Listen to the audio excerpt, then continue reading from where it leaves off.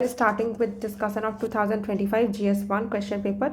हम इसमें exam hall strategy discuss करेंगे कि किन वर्ड्स पर हमको फोकस करना चाहिए था एग्जाम हॉल में और कौन सी चीज़ें हमने मिस कर दी और कौन सा सिर्फ नॉलेज से सॉल्व हो सकता था और कौन सा मैड लगा के सॉल्व होता था। तो हम इसको काउंट भी करेंगे साइमल्टेनियसली कि कैसे सही हो रहा था, क्या गलत हो रहा था, ताकि हमको एक ओवरऑल पिक्चर समझ आए कि हमको कौन से क्वेश्चन अटेम्प्ट करने हैं, कौन से छोड़ने हैं और क्वेश्चंस को किन लाइन पे सोचना है। Right, starting with the first question. With reference to the investments, consider the following. How many of the above are treated as alternative investment funds? सबसे पहले वर्ड्स पे फोकस करना। Alternative investment fund, investment fund सारे के सारे पहले है या नहीं इन्वेस्टमेंट फंड, ये चेक कर लेते हैं। Bond, stocks, hedge fund and venture capital. हाँ, कैपिटल बोल रहा है तो ये कैपिटल मार्केट का ही होगा। हेज फंड सारी फंड वाले नेम वाले सारे कैपिटल मार्केट के होते हैं एंड बॉन्ड एंड स्टॉक तो होता ही है। तो ठीक है, यहाँ पर तो सारे इन्वेस्टमेंट फंड ही है। अब बस हमको ये देखना है कि इनमें से ऑल्टरनेटिव कौन कौन से हैं। तो बॉन्ड एंड स्टॉक्स ये तो एकदम यूजुअल वाले हैं, पहले भी होते थे अभी भी होते हैं, है ना। कुछ नया होगा ना ऑल्टरनेटिव। इन्वेस्टमेंट फंड तो हो चारों है बट कुछ ना कुछ ऑल्टरनेटिव वाला होगा। तो जैसे हेज फंड है, ये प्रॉपर इनका मैकेनिज्म होता है कि ये किसी के अगेंस्ट जहाँ पर ज़्यादा रिस्क है वहाँ पे हेज वाला लेंगे, है ना। एंड वैसे ही वेंचर कैपिटल होंगे वो स्टार्टअप में यूज़ करेंगे। तो इन दोनों जो है ये ऑल्टरनेटिव इन्वेस्टमेंट फंड है और इन दोनों कन्वेंशनल वाले, तो इन दोनों हट जाएंगे। हमको चूज़ करना था ऑल्टरनेटिव इन्वेस्टमेंट फंड्स, तो second and 4 will be the answer and only 2 will be the correct answer. और दूसरा तरीका क्या है सोचने का, मैंने एग्ज़ाम हॉल में क्या किया था, क्लबिंग किया था। उस टाइम पे मैंने एग्ज़ाम हॉल में इस चीज़ पर फोकस नहीं कर पाई थी मैं कि ऑल्टरनेटिव लिखा हुआ है यहाँ पर। मैंने बस ये देखा कि इन्वेस्टमेंट ऑल्टरनेटिव इन्वेस्टमेंट फंड है, कौन सा ट्रीट किया जाता है ऑल्टरनेटिव इन्वेस्टमेंट फंड, इसको मैंने घेरा किया, ऑल्टरनेटिव को देखा ही नहीं। फिर मैंने सोचा कि इन्वेस्टमेंट फंड कौन कौन सा है, फिर मैंने देखा कि चारों के चारों इन्वेस्टमेंट फंड ही लग रहे हैं बट फिर यहाँ पे कुछ ऑल्टरनेटिव लिखा हुआ है। अभी मुझे उस टाइम पे ये दिमाग में नहीं आया था कि कन्वेंशनल भी कुछ होता है, ऑल्टरनेटिव भी कुछ हो सकता है। मैंने सोचा कि इन दोनों सिमिलर टाइप के हैं, ये तो मुझे पता है कि बॉन्ड स्टॉक एक जैसे हैं और ये दोनों को मैंने कहीं एक जगह पे पढ़ा था, पर ये अलग जगह पे पढ़ा था, ये याद था क्योंकि मेरे नोट्स में अलग जगह पे थे। ये सबसे शुरू वाले में जो कैपिटल मार्केट था उसमें कैपिटल मार्केट में एकदम शुरू में था और ये लास्ट में था। तो मैंने सोचा कि ये पक्का से कुछ डिफरेंट होगा और ये डिफरेंट होगा। तो मैंने सिर्फ अपना जो नोट्स का पिक्टोग्राफिक मेमोरी है उसी को बस यूज़ किया कि अगर दोनों सेम होते तो सब साथ में लिखा हुआ होता मेरे नोट्स में, दोनों अलग अलग होंगे।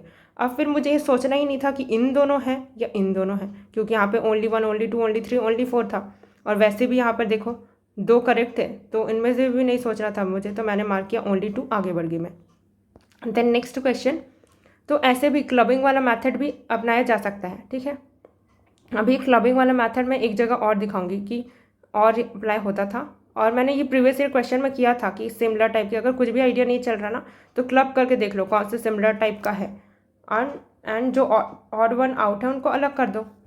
बेसिकली जो ऑड वन आउट है उनको अलग क्लब में डाल दो, है ना, तो उससे भी आंसर आ जाता है। तो सिर्फ एक ही तरीके से लगा सकते हैं मैड, ऐसा नहीं है। और यहाँ पर ये भी अप्लाई हो रहा था 2 आउट ऑफ 4, ठीक है, तो यहाँ पर तो 2 आउट ऑफ 4 सही हो रहा था, है ना। बट ये इकोनॉमी का क्वेश्चन है, हम यहाँ पे नहीं लगाएंगे, है ना, नॉलेज से खेलेंगे। And then second, which of the following are the sources of the income for the reserve bank of India. तो कौन सा सोर्सेज ऑफ इनकम है, मतलब किन किन से आरबीआई को इनकम जनरेट होती है, करेक्ट स्टेटमेंट चूज करने। तो जैसे मैंने देखा करेक्ट, इसको पहले अंडरलाइन किया। मैं हमेशा ऐसे ही क्वेश्चन पढ़ती हूँ, पहले इसको पढ़ती हूँ देन इसको पढ़ती हूँ, उसके बाद मैं यहाँ पर पढ़ती हूँ, ताकि मुझे मेरे दिमाग में सेट हो जाए कि मुझे करेक्ट चूज़ करना है कि इनकरेक्ट चूज़ करना है। तो अभी तो मुझे करेक्ट चूज़ करना है। क्या बोल रहा है यहाँ पर, buying and selling government bonds, buying and selling government bonds. हाँ, तो गवर्नमेंट बॉन्ड है उसको आरबीआई ही तो सेल करती है और ऑन बिहाफ ऑफ गवर्नमेंट। तो अगर उसने सेल किया तो फिर इसमें फिर अगर वो बाई भी करेगी तो भी इंटरेस्ट मिलेगा ना, गवर्नमेंट देगी उसको इंटरेस्ट। हाँ, ये तो होता ही है, ये तो मुझे कन्फर्म था। देन सेकेंड बोल रहा है कि buying and selling of the foreign security. हाँ, फॉरेन सिक्योरिटी से भी मिलता है उसको, जैसे गवर्नमेंट सिक्योरिटी है वैसे फॉरेन सिक्योरिटी से भी उसको इंटरेस्ट मिलेगा बाय सेल दोनों करने से। और ये दोनों सिमिलर टाइप की बात कर रहे हैं, बाइंग एंड सेलिंग। ये भी गवर्नमेंट बॉन्ड भी एक सिक्योरिटी है and this is also security foreign currency, और आरबीआई फॉरेन करेंसी से डील करता है ना। तो इन दोनों तो होने ही चाहिए, और करेक्ट बोला मतलब इन दोनों को होने ही चाहिए आंसर में। तो ये 1 एंड 2, 1 एंड 2, और कहीं पे 1 एंड 2 है क्या, नहीं है। अब ये दोनों को काट दो, अब सोचेंगे इन दोनों के बीच में, ठीक है। एक दो ऑप्शन को सॉर्ट आउट कर देना कि जिसमें आप 100% श्योर हो, उसके बाद ऑप्शन कट कर देना। ऐसे ऑप्शन कट मत करना कि दिखे मत, मैंने भले यहाँ पे ऐसा कर दिया, ऐसे वहाँ पर नहीं करना, क्योंकि ना 2-3 ऑप्शंस पढ़ने के बाद फिर से ऐसा कन्फ्यूज़न हो सकता है, तो फिर दूसरी बार देखने में दिक्कत नहीं होनी चाहिए। तो ऐसे कट करना, ठीक, कि ये तो नहीं होने चाहिए। अब ये मार्क कर देना कि इन दोनों के बीच में अब सोचना है 1 और 2 सही होने चाहिए। अब मुझे सोचना किस पे, 5th पे सोचना है, ठीक है। 5th क्या बोल रहा है, printing and distributing currency notes, print करना एंड डिस्ट्रीब्यूट करना करेंसी नोट को। एग्जाम हॉल में मैंने सोचा कि मैंने तो यही पढ़ा था कि आरबीआई के लिए लाइबिलिटी होती है, जो भी वो करेंसी नोट वो इशू करता है, क्योंकि उस पर वो लिखा रहता है ना, मैं धारक को इतना रुपए प्रदान करने का करता हूँ, और इसको बोला जाता है वो प्रॉमिसरी नोट बोला जाता है ना, जो भी करेंसी है उसको प्रॉमिसरी नोट बोला जाता है, कि प्रॉमिस कर रहे हैं ना आरबीआई कि अगर कोई लेने से मना के या फिर कटा फटा भी हुआ तो मैं तुमको देने की मतलब प्रॉमिस कर रहा हूँ। तो ये तो लाइबिलिटी हो गई ना, अगर मैं किसी को प्रॉमिस कर रही हूँ कि मैं तुमको रिटर्न दूंगी ये चीज़, तो ये तो मेरे लिए लाइबिलिटी है ना, क्योंकि अगर कुछ भी हो गया उस नोट को तो मुझे ही रिस्पॉन्सिबिलिटी लेनी होगी। तो मैंने ये वाला लॉजिक लगाया था, सेन्योरेज वाला नहीं लगाया था, क्योंकि मुझे बस बैलेंस शीट वाला याद आ रहा था आरबीआई का, और बैलेंस शीट में आरबीआई के ये जो था ना, इसका मेजर चंक उसी साइड था। तो एसेट एंड लाइबिलिटी वाला जो हम पढ़ते हैं ना, आरबीआई का एसेट क्या है, आरबीआई का लाइबिलिटी क्या है, साथ में हम बैंक का भी पढ़ते हैं, तो वहाँ पे मैंने पढ़ा था, तो मैंने 5th को काटा। अब 5th तो नहीं होना चाहिए, है ना, तो ये कट गया। अब बस मैं ये चेक कर लूँगी कि जो 3 और 4 था वो गलत ही था ना, कहीं सही तो नहीं था। तो अब देख लेते हैं, पेंशन फंड मैनेजमेंट, तो ये तो मुझे पता था, पेंशन है वो पीएफआरडीए मैनेज करता है, तो आरबीआई तो नहीं करेगा, आरबीआई के लिए वो कैसे इनकम होगा, अगर पीएफआरडीए कर रहा है तो वो मैनेज कर रहा है तो उसके लिए इनकम होना चाहिए, तो this is not wrong, this is not correct. Then lending to the private company, sir ये भी पता था मुझे प्रीवियस ईयर क्वेश्चन से, क्योंकि आरबीआई ने ये यूपीएससी ने कई बार दिया हुआ है कि आरबीआई प्राइवेट कंपनी से डील करता है, तो हर बार गलत था, और हमको पता भी है बाय नॉलेज कि आरबीआई प्राइवेट कंपनी से डील नहीं करता है, वो फाइनेंशियल सेक्टर से डील करता है ना, एनबीएफसी से डील करता है, तो इनसे तो नहीं करता। तो 1 और 2 शुड बी द आंसर, ये मार्क किया, आगे बढ़े। Moving to the next question, जहाँ पर बोला कि with reference to the government of India consider the following information, फिर in how many of the above row is the information correctly matched, तो करेक्ट वाली चूज करना है मुझे, ठीक। यहाँ पर बोल रहा है directorate of enforcement of the fugitive economic offender act 2018, internal security division, ministry of the home affair. मैंने सोचा डायरेक्टोरेट इन्फोर्समेंट है, ये तो कुछ फाइनेंस मिनिस्ट्री का लगता है, फाइनेंस रिलेटेड रहता है ना, जब भी ईडी बैठी है ऐसे करके, तो ज़्यादातर करप्शन के केस इन सब पे रहता है, तो फ्यूजिटिव इकोनॉमिक ऑफेंडर हाँ ये हो सकता है, बट होम अफेयर की मिनिस्ट्री देखेगी, ये थोड़ा सा वो लग रहा था, क्योंकि ये तो ज़्यादातर सीबीआई ये सबको देखती है ना, तो मिनिस्ट्री ऑफ फाइनेंस होना चाहिए, और देखो मिनिस्ट्री ऑफ फाइनेंस नीचे भी, तो मुझे हिंट मिल गया कि शायद ये मिनिस्ट्री ऑफ होम अफेयर नहीं, मिनिस्ट्री ऑफ फाइनेंस होगी, तो यूपीएससी हिंट देता है, ठीक है, उसको बस अच्छे से ऑब्जर्व करने की ज़रूरत है। फिर देखना directorate of revenue intelligence, directorate of revenue intelligence, ठीक है। फिर ये बोल रहा है कि इन्फोर्स करता है provision of the custom, custom होता है वो एक्सपोर्ट इम्पोर्ट के लिए रहता है ना, तो export and import, okay. And देखो जब भी गवर्नमेंट की रेवेन्यू होती है उसमें टैक्स रेवेन्यू होता है, नॉन टैक्स रेवेन्यू रहता है, जो नॉन टैक्स रेवेन्यू है, चलो टैक्स रेवेन्यू में ही आ जाएगा ना, क्योंकि कस्टम टैक्स ये सब तो इसी में लगता है, तो ये तो रेवेन्यू डिपार्टमेंट में ही आना चाहिए, हाँ, तो रेवेन्यू इंटेलिजेंस है, ठीक है। Department of revenue, ministry of finance, हाँ ये भी सही है। तो यहाँ पर तो हमको कोई डाउट लग नहीं रहा है, क्योंकि रेवेन्यू इंटेलिजेंस है और कस्टम्स है, कस्टम का एक्सपोर्ट इंपोर्ट रहता है, उस पर टैक्स लगता है, उससे जो रेवेन्यू होगी वो रेवेन्यू इंटेलिजेंस होगा, वो देखेगा, और कोई भी मैटर होगा तो उसको इन्वेस्टिगेट किया जाएगा। And then department of the revenue, ministry of finance, हाँ तो ये तो वही ही होना चाहिए ना, रेवेन्यू का डिपार्टमेंट है तो department of revenue, ministry of finance. Then third statement क्या बोल रहा है यहाँ पर, directorate general of the systems and data management carrying out big data analytics to assist tax officers for better policy and nabbing tax evaders, department of revenue, ministry of finance. तो यहाँ पर क्या बोल रहा है कि डेटा मैनेजमेंट बोल रहा है, और यहाँ पर भी कोई कुछ ना कुछ डेटा मैनेजमेंट किया जा रहा है, तो ठीक है ये तो सिंक्रनी में है। And department of revenue, ministry of finance, तो ठीक है जनरल सिस्टम और डेटा मैनेजमेंट, और यहाँ पे बोल रहा है कि डेटा एनालिटिक्स टैक्स ऑफिसर्स करेंगे, हाँ तो ठीक है ये डेटा वगैरह ले रहे होंगे, तो ये भी सही लग रहा है। अब यहाँ पर दोनों ही मैंने चेक किया, दोनों ही सही लग रहा था, और दिस इज़ रॉन्ग। और बट यूपीएससी ने आंसर ओनली 1 दिया है। अब अगर ना मैं एग्ज़ाम हॉल में मैंने कैसे करके सही किया था वो बताऊं, तो फिर ना मैंने ये सोचा कि देखो ये वाला तो गलत था, ये तो पहले से पता था कि जो डायरेक्टोरेट ऑफ इन्फोर्समेंट है वो तो पक्का से गलत होगा, कि इंटरनल सिक्योरिटी वाला तो मामला है नहीं, क्योंकि जो फ्यूजिटिव ऑफेंडर है वो तो इंडिया के अंदर नहीं, वो तो बाहर ही भाग गया ना, तो होम अफेयर वाली मिनिस्ट्री तो नहीं कर रही होगी, मैंने ये देख के काटा था।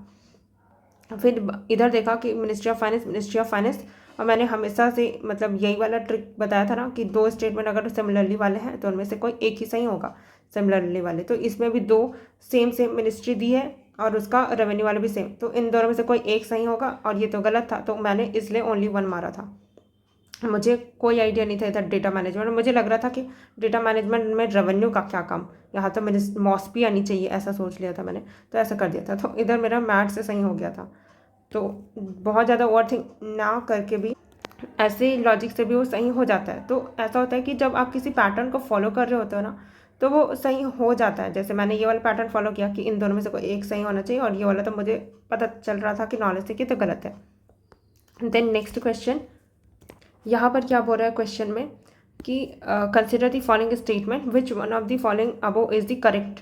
तो जो फर्स्ट स्टेटमेंट है वो क्या बोल रहा है कि रिजर्व बैंक ऑफ इंडिया, पहले अंडरलाइन किया, जैसे यूपीएससी कोई भी ऑर्गेनाइजेशन का नाम देता है वो अंडरलाइन करना ही है, क्योंकि अभी हम देखेंगे कि प्रीवियस ईयर क्वेश्चन में मैं ये चीज़ हाईलाइट करी थी कि आरबीआई एंड सेबी को वो इधर उधर इंटरचेंज करता है, बट खैर मैंने एग्जाम हॉल में मुझे ये याद नहीं आया कि मुझे ये भी अप्लाई करना था करके, मैंने सिंपली रीड किया था, तो मुझे उस टाइम गलत नहीं लगा था। बट अभी हम बताते जाऊंगी मैं कि मैंने ये मिस्टेक किया था। अब जब भी हम आरबीआई देखेंगे पहले ही लिख लेना कि अभी वो पक्का से सेबी से रिप्लेस कर सकता है कि नहीं, चेक करना पड़ेगा, ठीक है। हो सकता है सही दिया हो, लेकिन पहले ही ऊपर में लिख देना आरबीआई पढ़ते कि सेबी से रिप्लेस हो सकता था क्या, सेबी पढ़ा तो आरबीआई लिख देना कि क्या आरबीआई से रिप्लेस हो सकता था क्या। अब आगे पढ़ेंगे, the reserve bank of India mandates all the listed companies. अब क्योंकि मैंने ये लिख दिया है अब मुझे समझ आ गया कि ये लिस्टेड कंपनीज क्या कर रहा है। सेम लॉजिक, क्योंकि यहाँ पर था प्राइवेट कंपनीज था, तो प्राइवेट कंपनी से आरबीआई थोड़ी डील कर रहा था, तो वैसे ही आरबीआई लिस्टेड कंपनी से कब से डील करने लग गया, in India to submit a business responsibility and sustainability report. अब ये पहले ही रेड फ्लैग मुझे दिख गया, क्योंकि मैंने पहले से ही ये लिख लिया था कि यहाँ पर से रिप्लेस कर सकता है, और जैसे ही ये अप्लाई किया कि क्या आरबीआई इसको करेगा नहीं करेगा, काटो इसको। Second, in India, a company submitting BRSR makes a disclosure in the report that are largely non-financial in nature। तो अगर नॉन फाइनेंशियल बोल रहा है मतलब कि पक्का से आरबीआई की वो से रेंज से बाहर होगा, क्योंकि आरबीआई तो फाइनेंशियल सेक्टर वाला को करता है ना, रेगुलेट, है ना।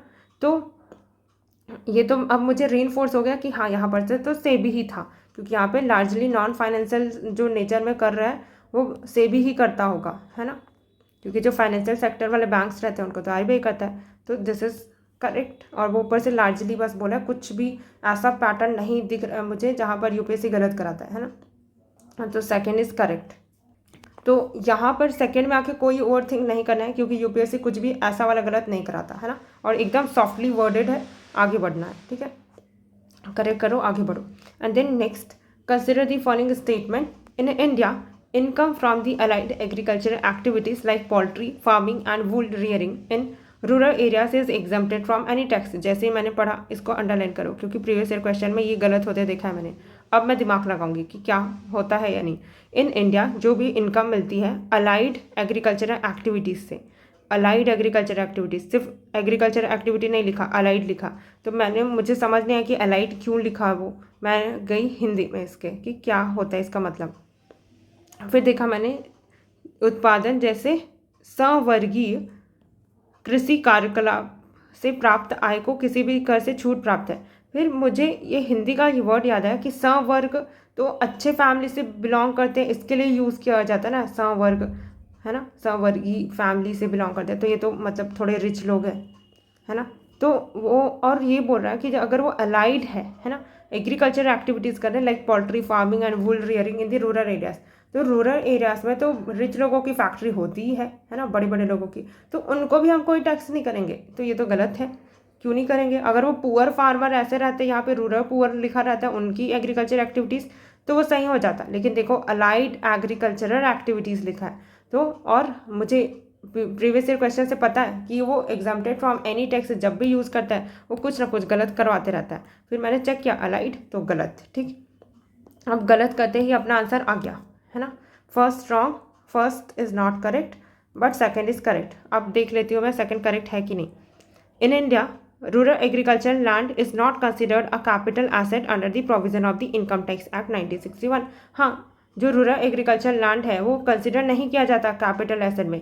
रूरल एग्रीकल्चरल लैंड है ना, रूरल एरिया का एग्रीकल्चरल लैंड, तो वो थोड़ी कैपिटल एसेट होगा, क्योंकि फार्मर्स ओन कर रहे होंगे ना रूरल एग्रीकल्चर लैंड को, तो कैपिटल एसेट नहीं कहलाता। ठीक है, कुछ गलत नहीं लग रहा है।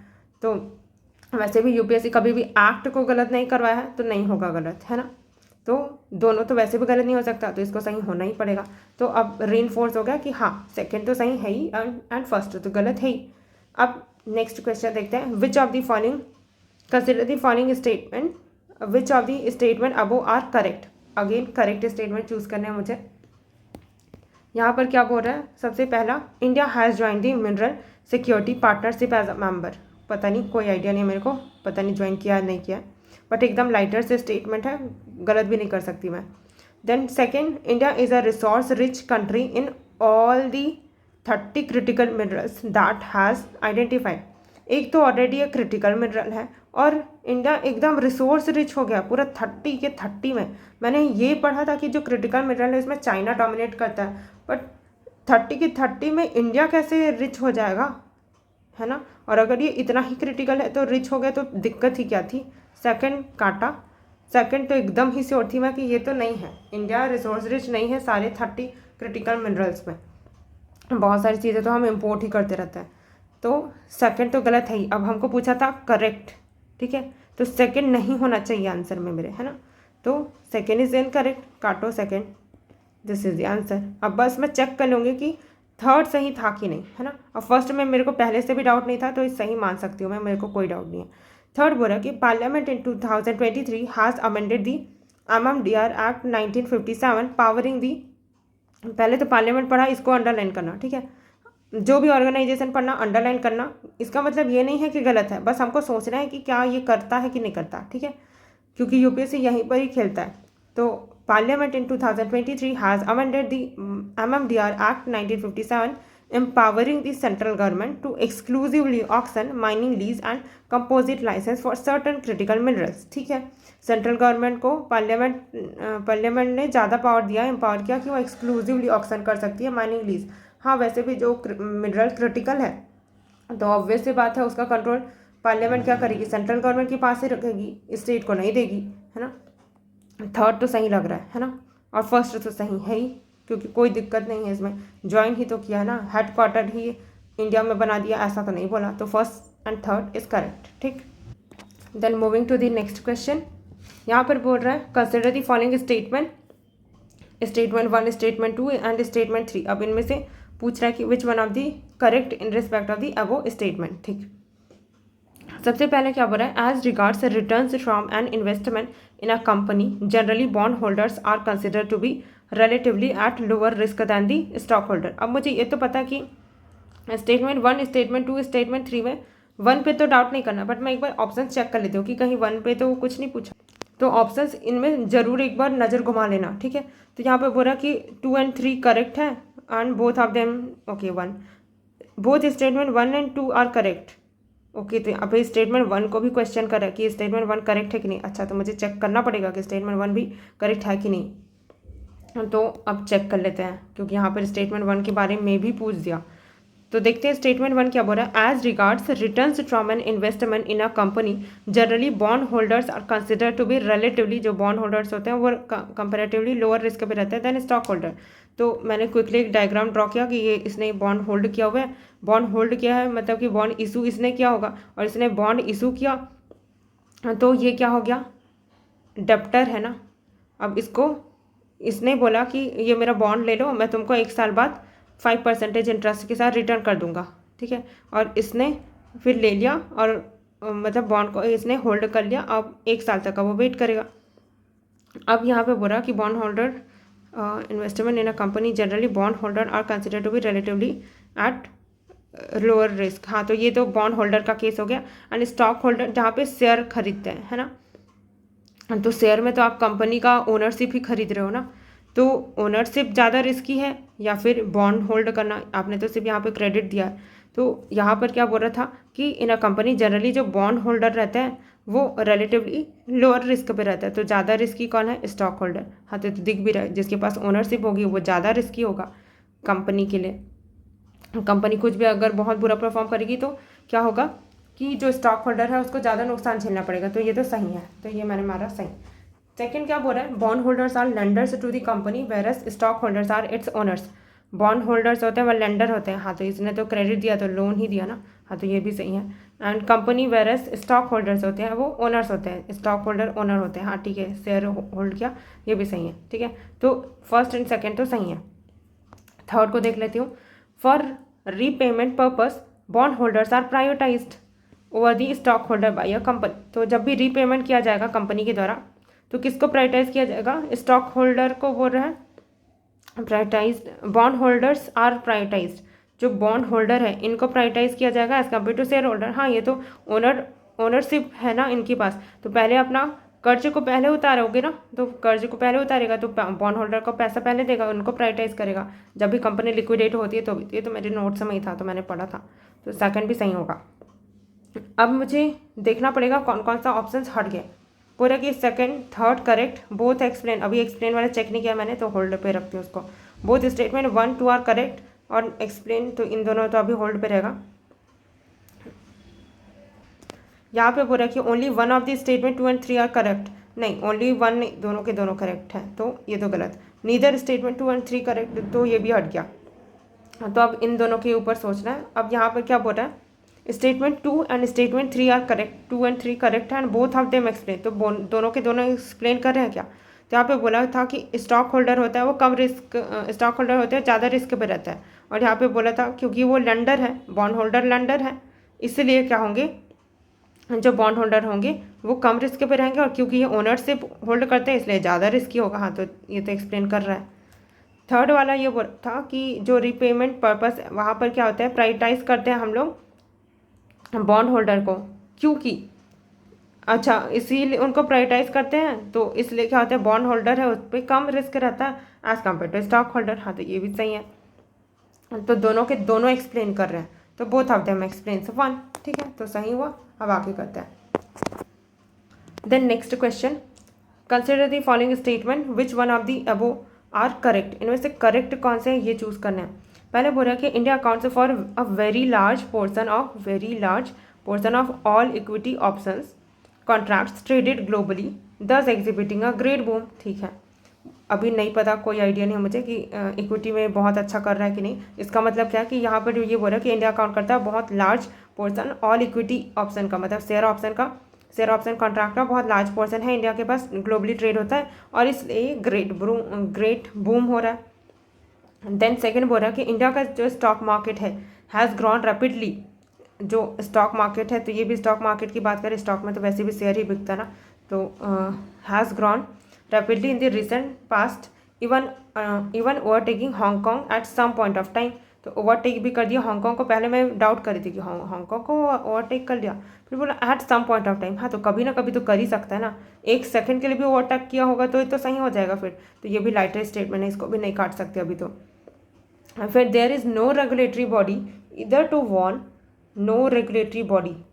Warne the small investors about the risk of the options trading or to act on unregistered financial advisors in this regard। क्या बोल रहा है कि कोई रेगुलेटरी बॉडी नहीं है। ईदर टू वॉर्न मतलब कि तुमको वॉर्न भी करने के लिए नहीं है, वॉर्न तो हम भी कर देते हैं ना भाई कि तुम इसमें इन्वेस्ट मत करो। तो बोल रहा है कि कोई रेगुलेटरी बॉडी नहीं है जो वॉर्न भी कर सके, है ना। ऐसा नहीं कि चलो ये तो सेबी का डिपार्टमेंट है कि स्टॉक मार्केट है, आरबीआई भी वॉर्न नहीं कर रहा कि तुम कैपिटल मार्केट में मत करो। वॉर्न तो एकदम कितना सब्जेक्टिव टर्म है, किसी ने प्राइम मिनिस्टर ने भी वॉर्न कर दिया तो हो जाएगा, है ना, कि वार्निंग दे दी, है ना। वार्निंग कहीं पर वो डिफाइन थोड़ी है। दी स्मॉल इन्वेस्टर, और बोलो छोटे इन्वेस्टर्स को, ये तो कितना ज़्यादा वल्नरेबल रहते हैं जो कम पैसे कमाते हैं और फिर भी उन लोग कैपिटल मार्केट में लगा रहे हैं। तो उसको तो, और मैंने ये भी देखा था कि मेरे को उस टाइम एडवर्टाइजमेंट आ रहा था ना कि एक यूट्यूब में आते नहीं रहता कि these are subjected to market risk करके, तो वो भी तो वार्निंग ही थी। फिर मैंने सोचा ऐसा तो नहीं हो सकता कि वार्न भी नहीं कर रही है। और प्रीवियस ईयर क्वेश्चन में तो हमेशा ये गलत ही हुआ ना कि कोई अपैलेट बॉडी नहीं है, कोई रेगुलेटरी बॉडी नहीं है, तो ये तो गलत ही होगा। और to act on the unregistered financial adviser in this regard, तो ये तो प्रीवियस ईयर क्वेश्चन के पैटर्न में भी यही था कि जब भी ये बोले कि कोई रेगुलेटरी बॉडी है ही नहीं इवन फॉर दी वॉन, तब तो ये और एक्सट्रीम कर दिया। तो third is wrong definitely. First second के बारे में वैसे भी कोई मतलब कि आइडिया तो नहीं था, बट थर्ड काटते ही देखो आंसर आ गया। मुझे डिसाइड करना ही नहीं पड़ा कि फर्स्ट सेकंड में कौन सा सही है, तो थर्ड काटा कि वो तो डेफिनेटली गलत हो गई। ये भी प्रीवियस ईयर क्वेश्चन का ही मैड है ना। और इधर भी मैंने कहाँ पे लगाया था कि ये वाला भी हाँ मैड ही था, दिस वॉज ऑल्सो, और दिस वॉज ऑल्सो PYQ वाला मैड। तो PYQ के मैड के अलावा अभी तक ऐसा कुछ नहीं है जिसमें मैंने अलग से कुछ अलग तरीके का गलत ढूंढा होगा UPSC। Then next question, consider the following statement, which one of the following is the correct in the above statement. अब पहले अगेन ऑप्शन चेक करूँगी मैं, किस किस को चेक करना है। स्टेटमेंट 2, 3 करेक्ट है एंड 1, ठीक है। 2, 3, तो ऐसे ना इसको चेक करने की जगह ना ऐसे भी लिख सकते हैं। मैं क्या कर रही थी एग्जाम हॉल में ऐसे लिख रही थी, क्योंकि ऐसा वाला ना पैटर्न मेरे को एकदम पढ़ते में बहुत दिक्कत हो रही थी। तो मैंने क्या किया, यहाँ पे बोला 2 एंड 3 ये करेक्ट है बोल रहा है, ठीक है। एंड स्टेटमेंट 1 एक्सप्लेन कर रहा है, ठीक है, एक्सप्लेन कर रहा होगा ऐसे करके रफली डायग्राम बनाया। देन बोथ 2 एंड 3 करेक्ट है, बट ओनली 1 एक्सप्लेन्स, कोई एक एक्सप्लेन कर रहा होगा, तो इन दोनों में से कोई एक है। और यहाँ पे बोथ ऑफ देम एक्सप्लेन कर रहा है बोल रहा है, ठीक है। तो ये यहाँ पे ऐसा लिखेंगे, ठीक है। यहाँ पे only 1 of them and only 1 of the statement 2 और 3 करेक्ट है, तो ये में से कोई एक करेक्ट होगा एंड एक रॉन्ग होगा। फिर दैट एक्सप्लेन्स स्टेटमेंट 1, और वो कोई 2, 3 में से कोई एक सही होगा and that correct 1 will explain this. फिर नीदर 2 और नॉट थर्ड, ठीक है। तो क्विकली ये वाला डायग्राम भी ऐसे साइड में बना सकते हैं, तो ईजी होगा, बहुत रीड नहीं करना पड़ेगा, है ना। तो देखते हैं, ये तो समझ आ गया कि 2, 3, 2, 3, 2, 3 है ना। 2, 3 पे ही सोचना है कि ये सही है कि नहीं। फर्स्ट तो सही है ही, ठीक है, जो हमारा यूजुअल पैटर्न होता है वही। तो पहला सोचना नहीं है कि ये तो सही ही होगा, बस इसको देखना है कि इससे इन्फॉर्मेशन एक्सट्रैक्ट करनी है अपने को।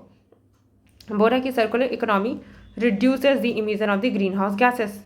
जो सर्कुलर इकोनॉमी है उससे ग्रीन हाउस गैसेस इमिशन होता है वो कम हो जाता है। हाँ ठीक है ना, सर्कुलर इकोनॉमी है मतलब कि जो आपने यूज़ किया और जो वेस्ट निकला उसको वापस से कुछ रीयूजेबल मटेरियल बनाए और उसके बाद फिर से इकोनॉमी में आ गया, उसको फिर से यूज़ करें। हाँ, तो वेस्टेज कम हुआ, तो ग्रीन हाउस गैस भी कम हो गया, क्योंकि अगर वो सीधा वेस्ट हो जाता तो उसको जलाना पड़ता, ये सब करना पड़ता, तो ग्रीन हाउस गैस इमिट होता। तो ये तो सही है, ये तो पता ही था। अब इस नॉलेज को यूज़ करते हुए आगे देखना है। पहले तो इंडिविजुअल चेक करना है कि सही है कि नहीं। Circular economy reduces the use of raw material as input. Circular economy reduce कर देता है raw material as the input. हाँ, क्योंकि मैंने यूज वाला मटेरियल को ही यूज़ कर लिया तो मुझे नया रॉ मटेरियल कम लेना पड़ेगा ना, तो ये तो सही है, ठीक है। थर्ड बोला कि circular economy reduces wastage in the production process. Circular economy reduce कर देता है वेस्टेज को प्रोडक्शन के प्रोसेस में। हाँ, तो प्रोडक्शन प्रोसेस में वेस्टेज को कम तो हो रहा है ना, क्योंकि आप जब प्रोड्यूस कर रहे हो तो वेस्ट कम करोगे, क्योंकि रीयूज्ड वाले को वापस से यूज़ कर रहे हो। तो ये भी ठीक है कि अगर इसमें डाउट है ना तो इसको नेगेटिव स्टेटमेंट बना के देख लेना कि circular economy does not reduces wastage in the production process.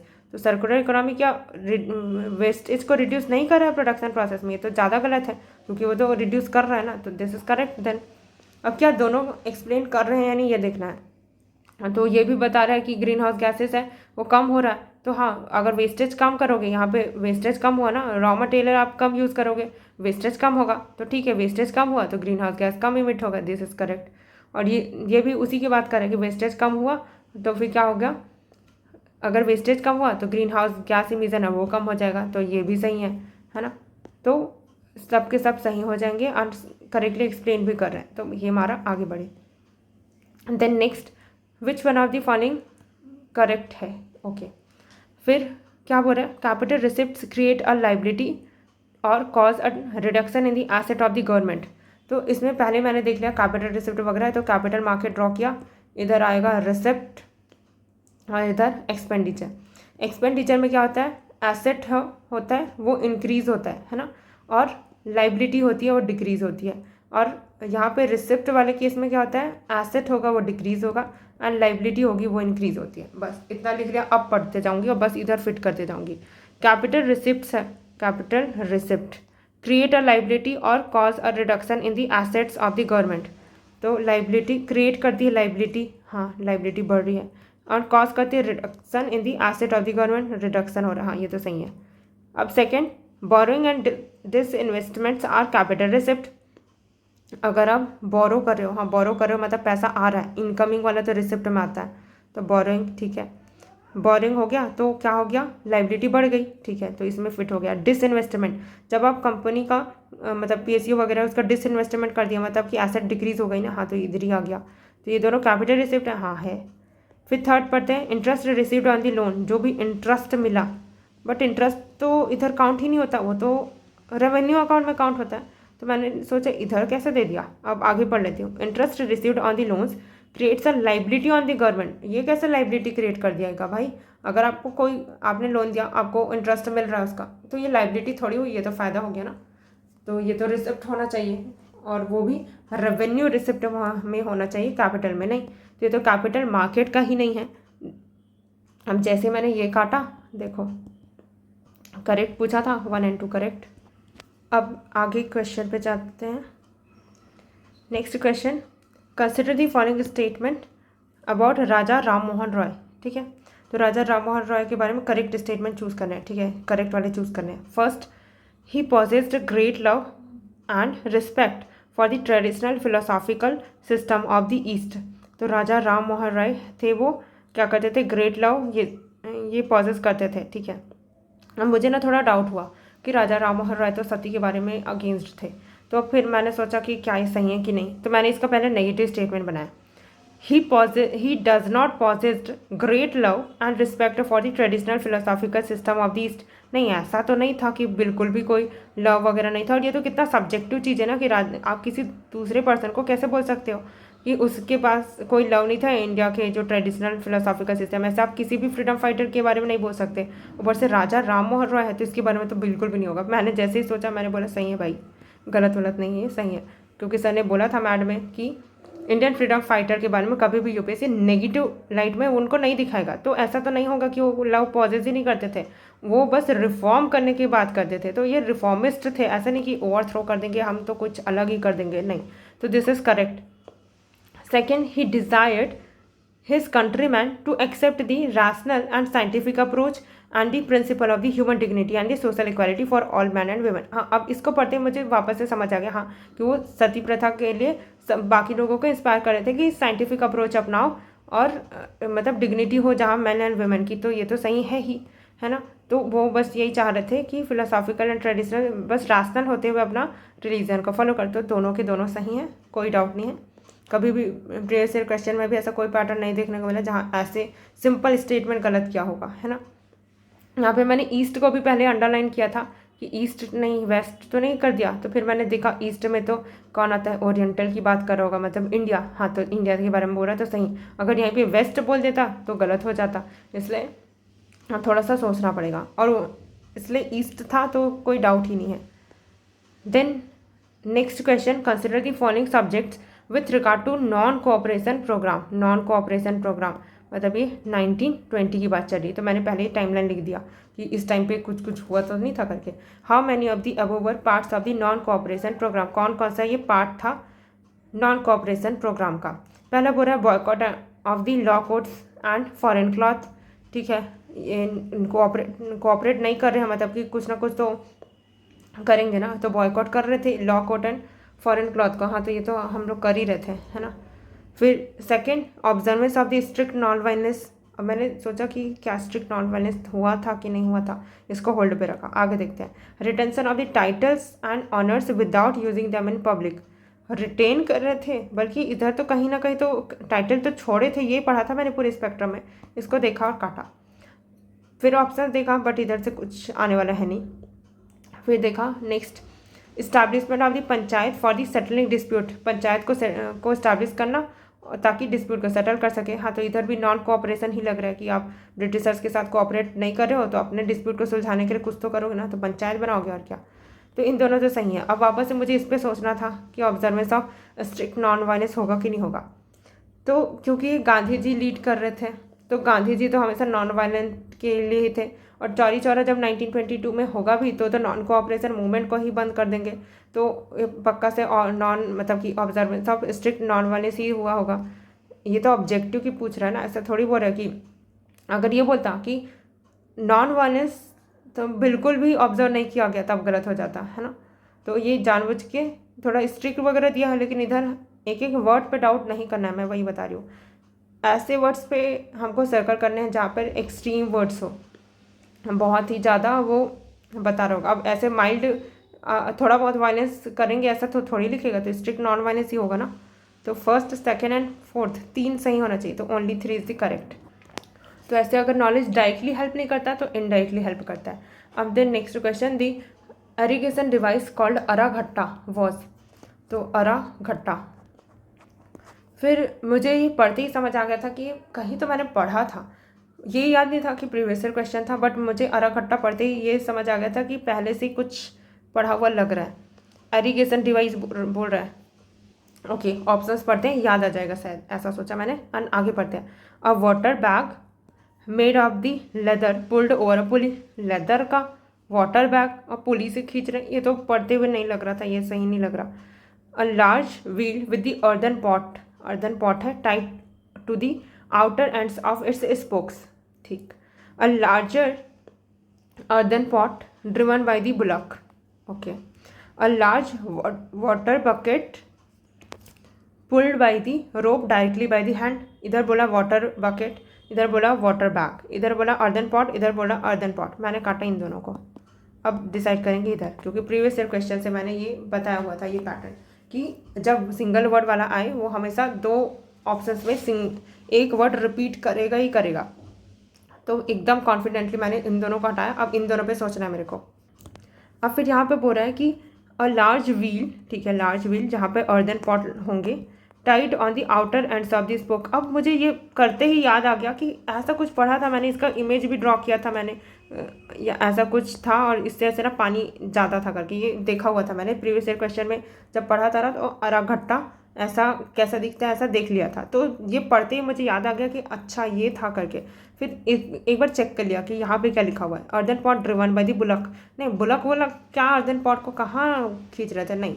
और देखो ये सोच पाना एग्जामिनर के लिए ज़्यादा डिफिकल्ट है कि outer ends of the spokes, कौन सा स्पोक उसको कैसे पता चला। तो ये वर्ड खुद से नहीं सोचा होगा, तो मैं और कंफर्म हो गई कि यही है आंसर। तो इसको हमारा आगे बढ़ता है, ठीक है। Next, who among the following rulers in the ancient India has assumed the titles Mattavilasa, Vichitra chitta and गुणभरा, ठीक है। मत्तविलसा, विचित्र चित्र ये मुझे पता था कि जो ना पेंटर था, है ना, विचित्र चित्र ये सब, एंड गुणभद्र मत्तविलसा ऐसा कुछ था। तो गुणभद्र तो मैंने कहीं तो पढ़ा हुआ था, ये याद था कि पल्लव डायनेस्टी का। अब नीचे देखा तो सारे के सारे पल्लव डायनेस्टी के थे, ठीक है। मैंने तो खैर एग्जाम हॉल में गलत मार्क किया था, बट ये मेरे सोर्सेस में था, मैंने अच्छे से रिवाइज नहीं किया था। आंसर वॉज महेंद्र वर्मन 1, ठीक है। अब इसमें कुछ नहीं लगाएंगे क्योंकि ये इधर कुछ नहीं लगाना चाहिए, नॉलेज वाला क्वेश्चन है, नॉलेज से करेंगे।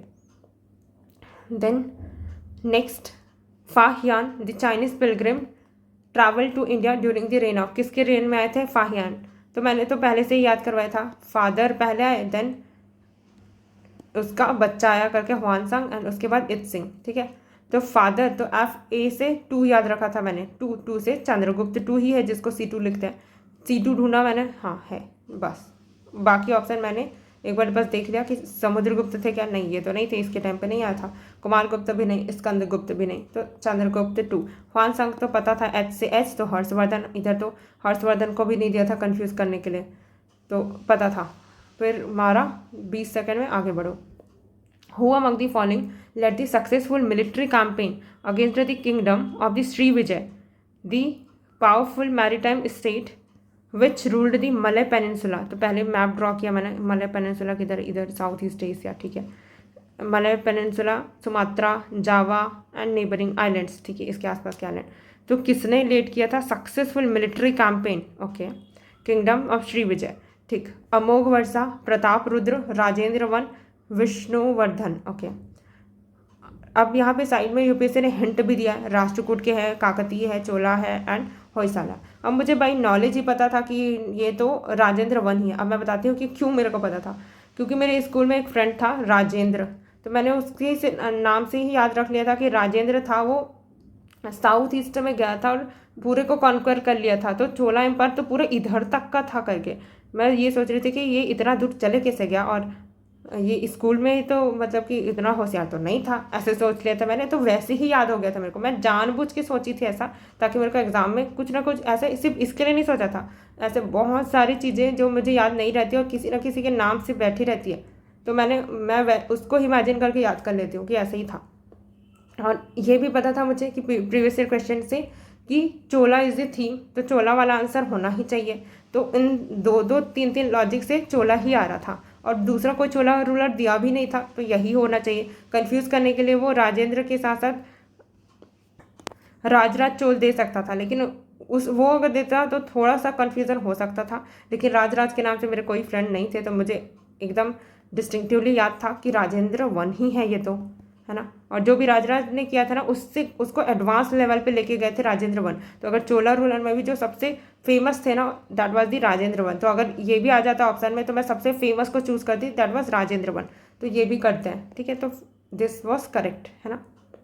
Then next, with reference to the ancient India 600 से 322 BC, consider the following pairs. How many of the above pairs above are correctly matched? कौन से correctly matched है? तो ये तो महाजनपदास के बारे में बात कर रहा है, उन्हीं के टाइम पीरियड पे है ये।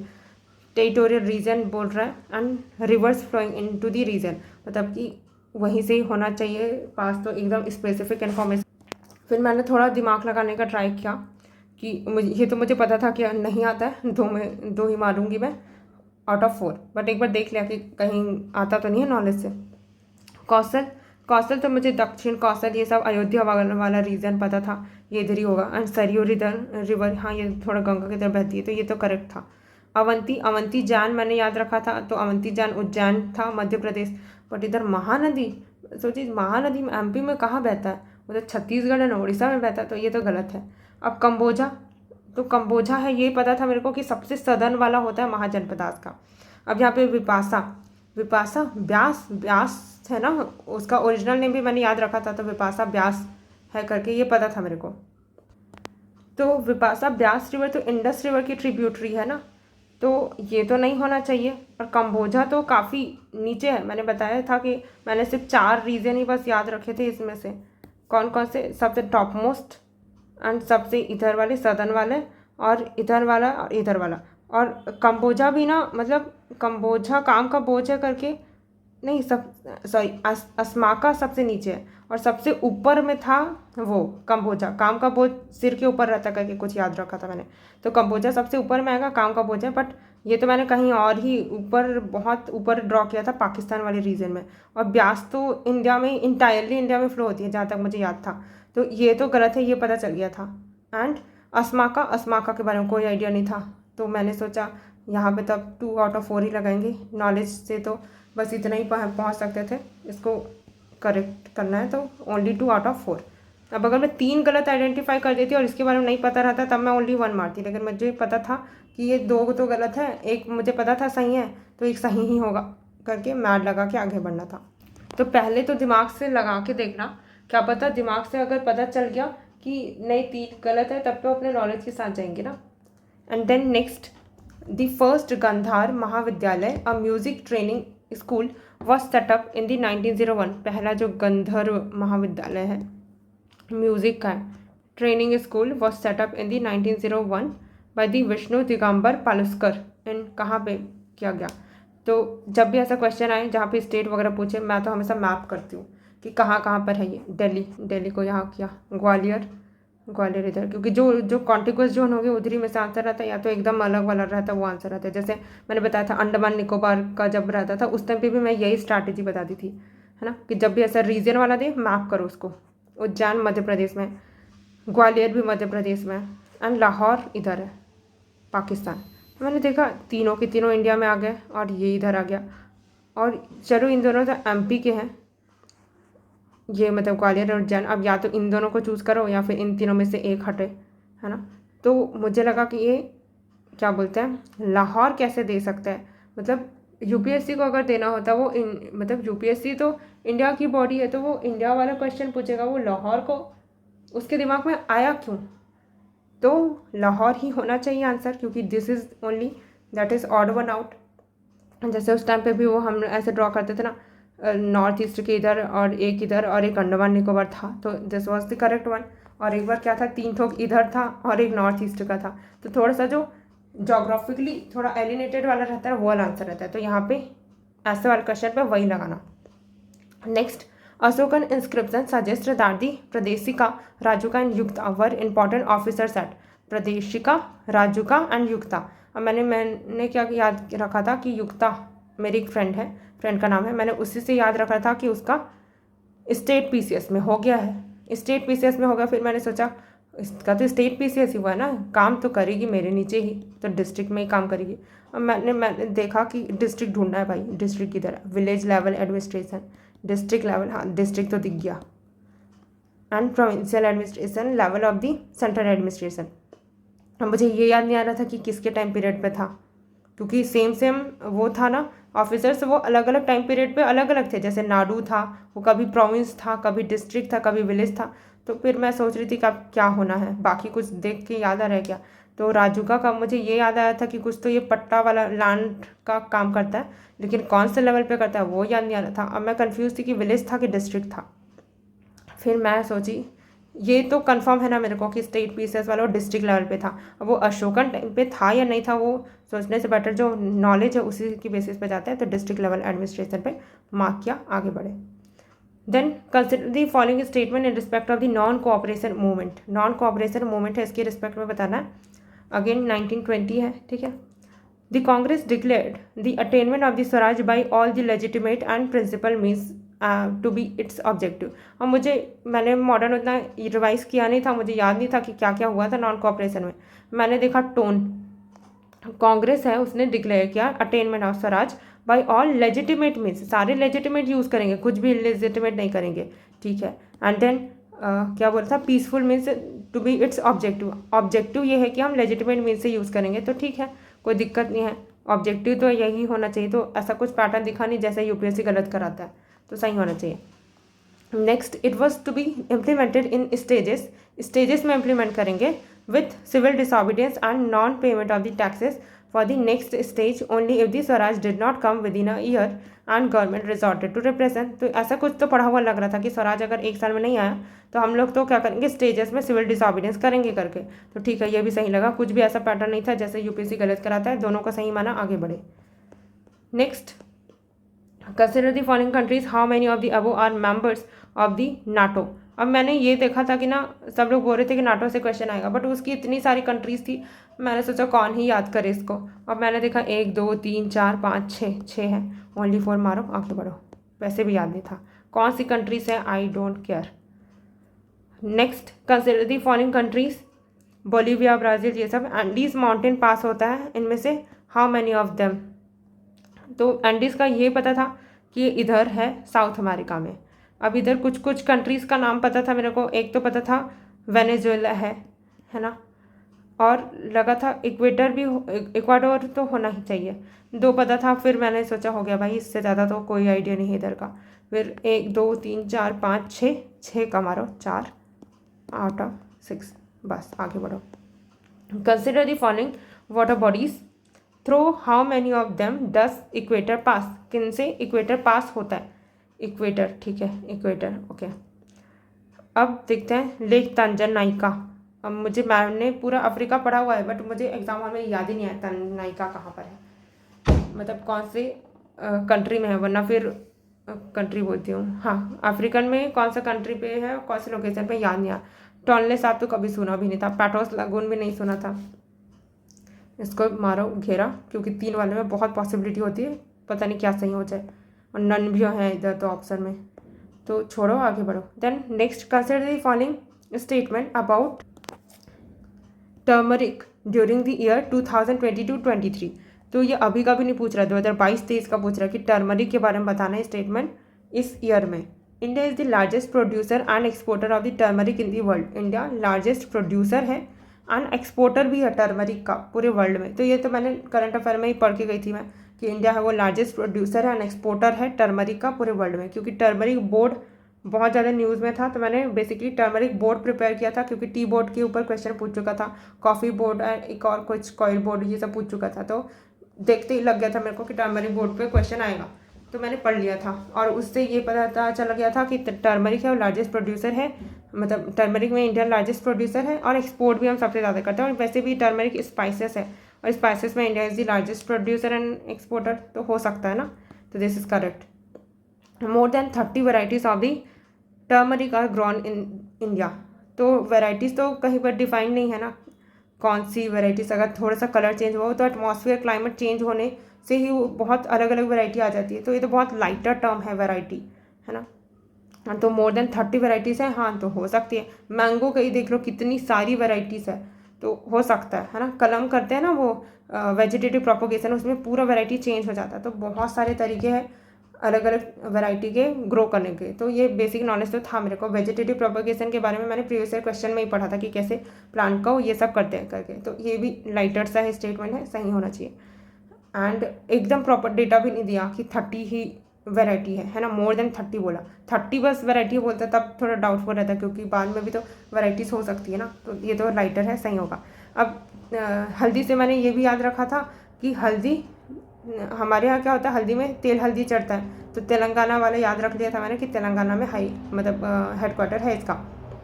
यहाँ पे बोला Maharashtra, Telangana, Karnataka and Tamil Nadu are the major turmeric producing states in India. Major बोला, ऐसा नहीं बोला लार्जेस्ट प्रोड्यूसर, नहीं बोला, है ना।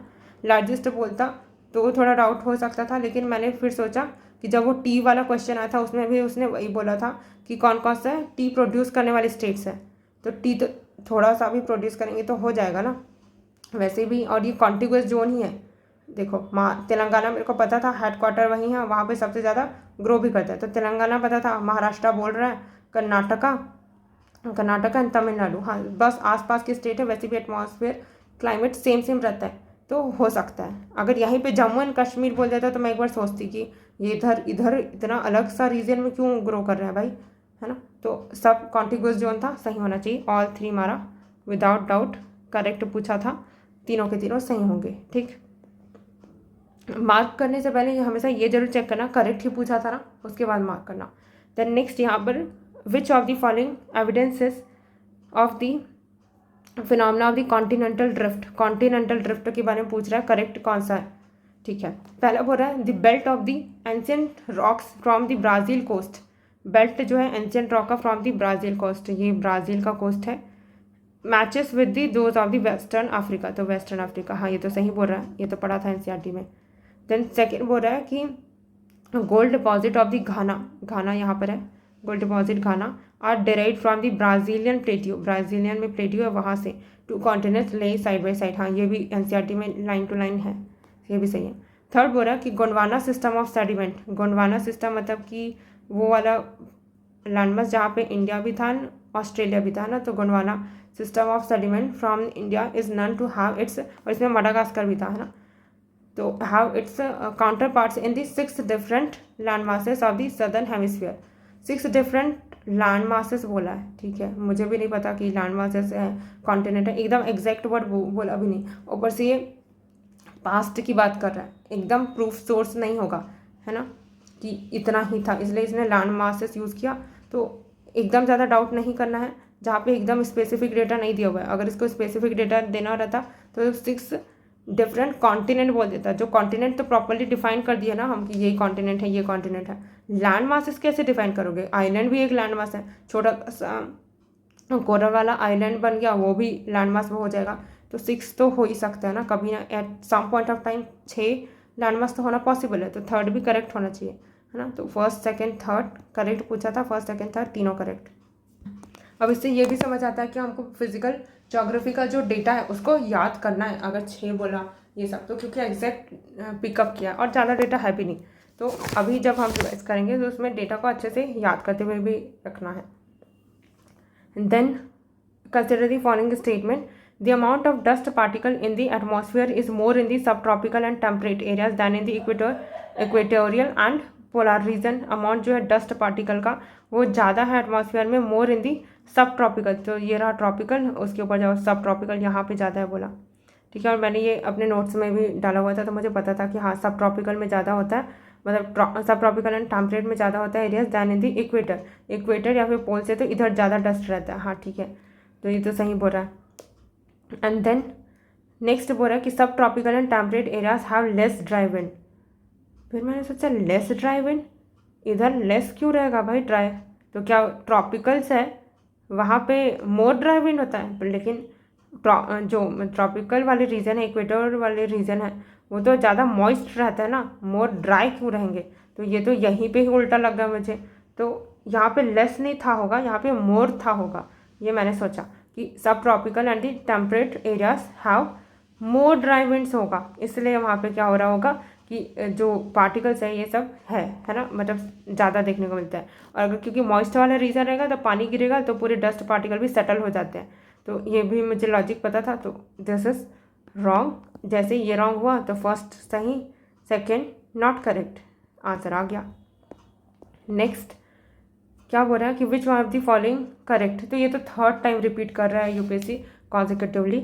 ओके, सबसे पहले वाले में तो मेरा गलत हो गया था, लेकिन उसके बाकी दोनों बार में तो सही हुआ है। तो यहाँ पर क्या बोल रहा है, इन जनवरी, ठीक है, इंडिया में क्या है, इन नॉर्दर्न हेमिस्फीयर में विंटर है, ठीक। इन जनवरी इन दी नॉर्दर्न हेमिस्फीयर, यहाँ पे थोड़ा सा ऐसे रफली मैंने ड्रॉ किया था मैप, ये ऐसा कुछ है। एंड नॉर्दर्न हेमिस्फीयर में क्या होगा, in January northern hemisphere the isotherm bend equatorward, isotherm होगा इक्वेटर वर्ड कहाँ पे, नॉर्दर्न हेमिस्फीयर में, while crossing the land masses, जब लैंड मास को क्रॉस करेगा तो वो कहाँ पे जा रहा है, अच्छा इक्वेटर वर्ड, लैंड मास को जा रहा है तो इक्वेटर की तरफ जा रहा है। एंड पोलवर्ड जब वो क्रॉस कर रहा है ओशियन को, तो मैंने ऐसे याद रखा था JON, जनवरी में, ओशियन में, नॉर्थवर्ड। तो देखो यही बोला कि नहीं, वो बोला जनवरी का मंथ है, ओशियन है उसमें, नॉर्थवर्ड, बस सही। अब यहाँ पे बोल रहा है कि in January air over the ocean is warmer, जनवरी में जो एयर होगा ओशियन में वो वार्मर होगी as compare to then the other land masses in the northern hemisphere, other over the land masses, तो लैंड मास होगा वहाँ पे से ज़्यादा गर्म, यहाँ पे पानी के ऊपर जो रहेगा वो ज़्यादा गर्म होगा। हाँ ये भी सही है, क्योंकि पानी का स्पेसिफिक हीट ज़्यादा रहता है और ज़्यादा देर तक गर्म ही रहता है, तो ऊपर का जो भी एयर मास होगा वो लंबे समय तक गर्म ही रहेगा, है ना, और वो लंबे समय तक वहीं पे गर्म वाले एरिया में तो ज़्यादा वार्मर हो जाएगा। और ये तो ठंडा हो जाता है लैंड मास, तो ये भी एयर मास भी ठंडा हो जाएगा, तो ये भी सही लग रहा है। और ये क्योंकि दोनों सेम का ही बात कर रहे हैं लैंड मासेस, तो ये भी सही होना चाहिए, थोड़ा सा भी लिंक दिखे मार देना चाहिए, सही है ना, तो दोनों करेक्ट है और एक्सप्लेन भी करता है।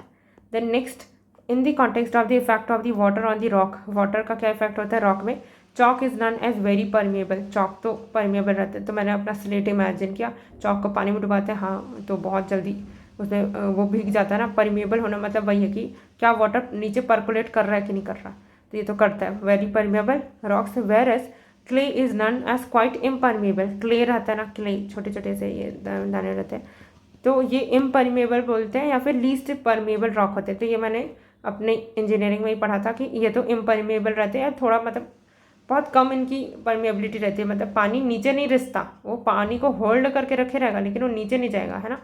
तो पोरोसिटी होगी लेकिन परमिएबिलिटी नहीं, ठीक है। पोरोसिटी एंड परमिएबिलिटी में क्या डिफरेंस है, कोई चीज़ पोरस कब होती है, जब वो वाटर को होल्ड करके रखेगी, मतलब कि क्या होगा, वैक्यूम है इस, ठीक है, इसकी वाटर होल्डिंग कैपेसिटी बोलते हैं, उसको पोरोसिटी बोलते हैं। परमिएबिलिटी मतलब किसी चीज़ को परमिएट करना, मतलब कि वो अंदर जाएगा, जैसे ग्राउंड वाटर में पानी जाने के लिए कोई भी ऊपर में सॉइल है उसको परमिएबल होना पड़ेगा, कि जो भी उसके वॉइड्स है वो इंटरकनेक्टेड होने चाहिए, तब जाके पानी ऐसे अंदर घुसेगा। बट क्ले इतने बारीक रहते हैं कि इसके बीच जो गैप है ना, उधर पानी होल्ड करके रहेगा, लेकिन इसके जो वॉइड्स होते हैं वो इंटरकनेक्टेड नहीं रहते, ऐसे ऐसे दूर दूर रहते हैं, तो पानी इधर तो है, इसमें इधर भी है इधर भी है, लेकिन इन दोनों जुड़ेंगे तब ना एक बहाव बनेगा, वो अंदर जा ही नहीं पाएगा, तो ये है, ठीक है। तो chalk is porous and hence can absorb water, हाँ चॉक पोरस भी है और इसलिए वो एब्जॉर्ब भी करता है वाटर, पोरस है तो ऑब्जॉर्व तो करेगा ना, देखो एब्जॉर्ब किया, तो ये तो चॉक करता है। सेकेंड बोल रहा है कि clay is not at all porous, बल्कि क्ले की पोरोसिटी सबसे हाई रहती है, सबसे ज़्यादा वाटर को होल्ड करके रखता है क्ले, है ना, बल्कि परमेबल नहीं होता है। और परमेबल नहीं भी होगा लेकिन थोड़ा बहुत तो होगा ही ना। देखो यहाँ पे बोला भी है कि क्ले इम्परमेबल होता है या फिर लीस्ट परमेबल होता है। तो इधर कैसे नॉट एट ऑल बोल दिया, तो गलत, ठीक है। इधर वर्डिंग तो अलग यूज़ किया जहाँ पे वो नहीं था, यहाँ पे नॉट एट ऑल बोलता तो एक बार को सही भी हो जाता, क्योंकि वो क्ले है वो नॉट एट ऑल इम्परमेबल है, क्योंकि उसमें पानी अंदर रिसता ही नहीं है। लेकिन जहाँ पे उसकी पोरोसिटी हाई है, मैक्सिमम है, वहाँ पे उसको नॉट एट ऑल पोरस बोल दिया। तो दिस इज रॉन्ग। थर्ड को गलत मानना है। अब देखो गलत, थर्ड गलत कहाँ पर है, यहाँ पे तो थर्ड सही बोला तो गलत, थर्ड सही बोला गलत, only one of this second third correct. हाँ, तो उनमें से एक तो करेक्ट है। Neither two and third correct, नहीं सेकंड तो सही है, तो दिस इज रॉन्ग, तो दिस इज करेक्ट। अब वो एक्सप्लेन करता है कि नहीं, अब क्योंकि वैसा एक ही ऑप्शन बचा तो मैं चेक ही नहीं करी कि एक्सप्लेन करते नहीं, वैसे भी चौक लेके बात कर रहा है, सही होगा, है ना। अब एक्सप्लेन नहीं करता बोलेगा तो कहाँ पर है, ऐसा ऑप्शन है ही नहीं। देन नेक्स्ट करेक्ट पूछ रहा है, without the atmosphere temperature would be well below freezing point everywhere on the earth surface. अब ये ना मैंने सिविल सर के ही क्लास से पढ़ा था और सर ने तो एग्जैक्ट टेम्परेचर भी बताया था कि 15 डिग्री सेल्सियस है जब हमारे यहाँ एटमॉस्फेयर है, तो वो ऑन एन एवरेज ऐसा मेंटेन करके रखता है। बट अगर नहीं होता तो वेल बिलो फ्रीजिंग पॉइंट होता हर जगह अर्थ में, तो ये तो पता था मेरे को, ये तो सही है। Second, heat absorbed and trapped by the atmosphere maintains our planet average temperature. हाँ, तो ये तो यही चीज़ बताया ना कि हीट जो एब्जॉर्ब करता है, ट्रैप होता है, तभी तो ग्रीन हाउस गैस इफेक्ट होने के कारण हमारा अर्थ का एक एवरेज टेम्परेचर है। अगर नहीं होता तो वो एकदम ठंडा रहता अर्थ, तो this is also correct. Third बोला कि atmospheric gases like the carbon dioxide are particularly good at absorbing and trapping radiation. यही तो दिक्कत है ना कि कार्बन डाइऑक्साइड हमारे पास बहुत सारा है और इतना ट्रैप कर दिया रेडिएशन की अर्थ ही बहुत गर्म हो चुका है। तो थर्ड इज ऑल्सो करेक्ट। तो तीनों करेक्ट होने चाहिए, करेक्ट पूछा है 1, 2 and 3, this is the answer. Next, consider the following statement about the राष्ट्रीय गोकुल मिशन। करेक्ट स्टेटमेंट क्या है, it is important for the upliftment, तो ये अच्छा वर्ड यूज़ किया है, okay. It is important for the upliftment of the rural poor as majority of the low producing indigenous animals are with the small and marginal farmer and landless laborers। हाँ, ये बात तो सही है कि ज़्यादातर जो इंडिजिनस एनिमल है, क्योंकि इंडिजिनस एनिमल होंगे वही ना होंगे स्मॉल एनिमल, इनको कौन सा हाइब्रिड वाला एनिमल मिल जाएगा, है ना। तो इनके पास तो इंडिजिनस एनिमल ही है, और उन्हीं के अपलिफ्टमेंट के लिए, किनके अपलिफ्टमेंट, रूरल पुअर के अपलिफ्टमेंट के लिए राष्ट्रीय गोकुल मिशन है। सर ने बोला था कि वल्नरेबल सेक्शन के लिए पॉजिटिव चीज़ करेक्ट, तो this is also vulnerable section rural poor है, करेक्ट होगा। अगर यहीं पे अर्बन लोग एलाइट सेक्टर ऐसे लिख सकता था, नहीं लिखा, है ना, तो सही होगा ये। And then next, it was initiated to promote indigenous cattle and buffalo rearing and conservation in the scientific and holistic manner. तो बोला कि ये इनिशिएट किया गया था इंडिजिनस कैटल एंड बफेलो के लिए। हाँ, सब गोकुल में तो सभी आता है ना। Rearing and conservation in the scientific and, अच्छी बात बता रहा है कि साइंटिफिक एंड होलिस्टिक मैनर में करेंगे, तो सही है, कोई रिस्ट्रिक्ट नहीं कर रहा है। तो फर्स्ट सेकंड दोनों सही होना चाहिए। हाँ, तो दोनों के दोनों करेक्ट होना चाहिए, ठीक। देन नेक्स्ट, अब कभी भी इनमें ऐसे वर्डिंग्स पे मत जाना कि बफेलो कैसे लिख दिया, क्यों, क्योंकि जब भी कोई गवर्नमेंट स्कीम बनाती है वो रिसोर्सेज को मैक्सिमम यूटिलाइज करना चाहती है। ऐसा गवर्नमेंट ये नहीं सोचेगी कि एक ही पर्टिकुलर वल्नरेबल सेक्शन को हम बेनिफिट पहुंचा दें और दूसरे के लिए अलग स्कीम लेके आए। तो गवर्नमेंट तो यही चाहती है ना कि मिनिमम रिसोर्सेज को यूज़ करते हुए कैसे मैक्सिमम बेनिफिट लेके आया जा सके मैक्सिमम नंबर ऑफ पीपल के लिए, है ना। गवर्नमेंट का मोटो ही मैंने याद रख लिया था कि मिनिमम गवर्नमेंट मैक्सिमम गवर्नेंस। तो जितने लोगों को हम फ़ायदा पहुंचा सकते हैं एक स्कीम से हम पहुंचाएंगे। ऐसा नहीं करेंगे कि सिर्फ गाय को करेंगे एंड बफेलो को नहीं करेंगे। क्यों भाई, बफेलो ने क्या बिगाड़ दिया है तुम्हारा, नहीं किया ना कुछ। तो फिर सारे जिनका भी वेलफेयर हम कर सकते हैं, सेम कैटेगरी वाले हैं, हम करेंगे, है ना। अब यहीं पे गोकुल में इंसान को डाल देता तो डाउट होता भाई कि गाय और जानवर, मतलब जानवर और इंसान को कैसे एक जगह एक ही स्कीम में डाल दिए, तो दोनों अलग अलग कैटेगरी के लोग हैं, है ना। बट ऐसा तो कुछ नहीं किया। तो यही याद रखना कि अगर एक स्कीम गवर्नमेंट लेके आई है तो गवर्नमेंट चाहेगी कि उससे मैक्सिमम लोगों को, जो मैक्सिमम वल्नरेबल सेक्शन है, उनको फ़ायदा हो।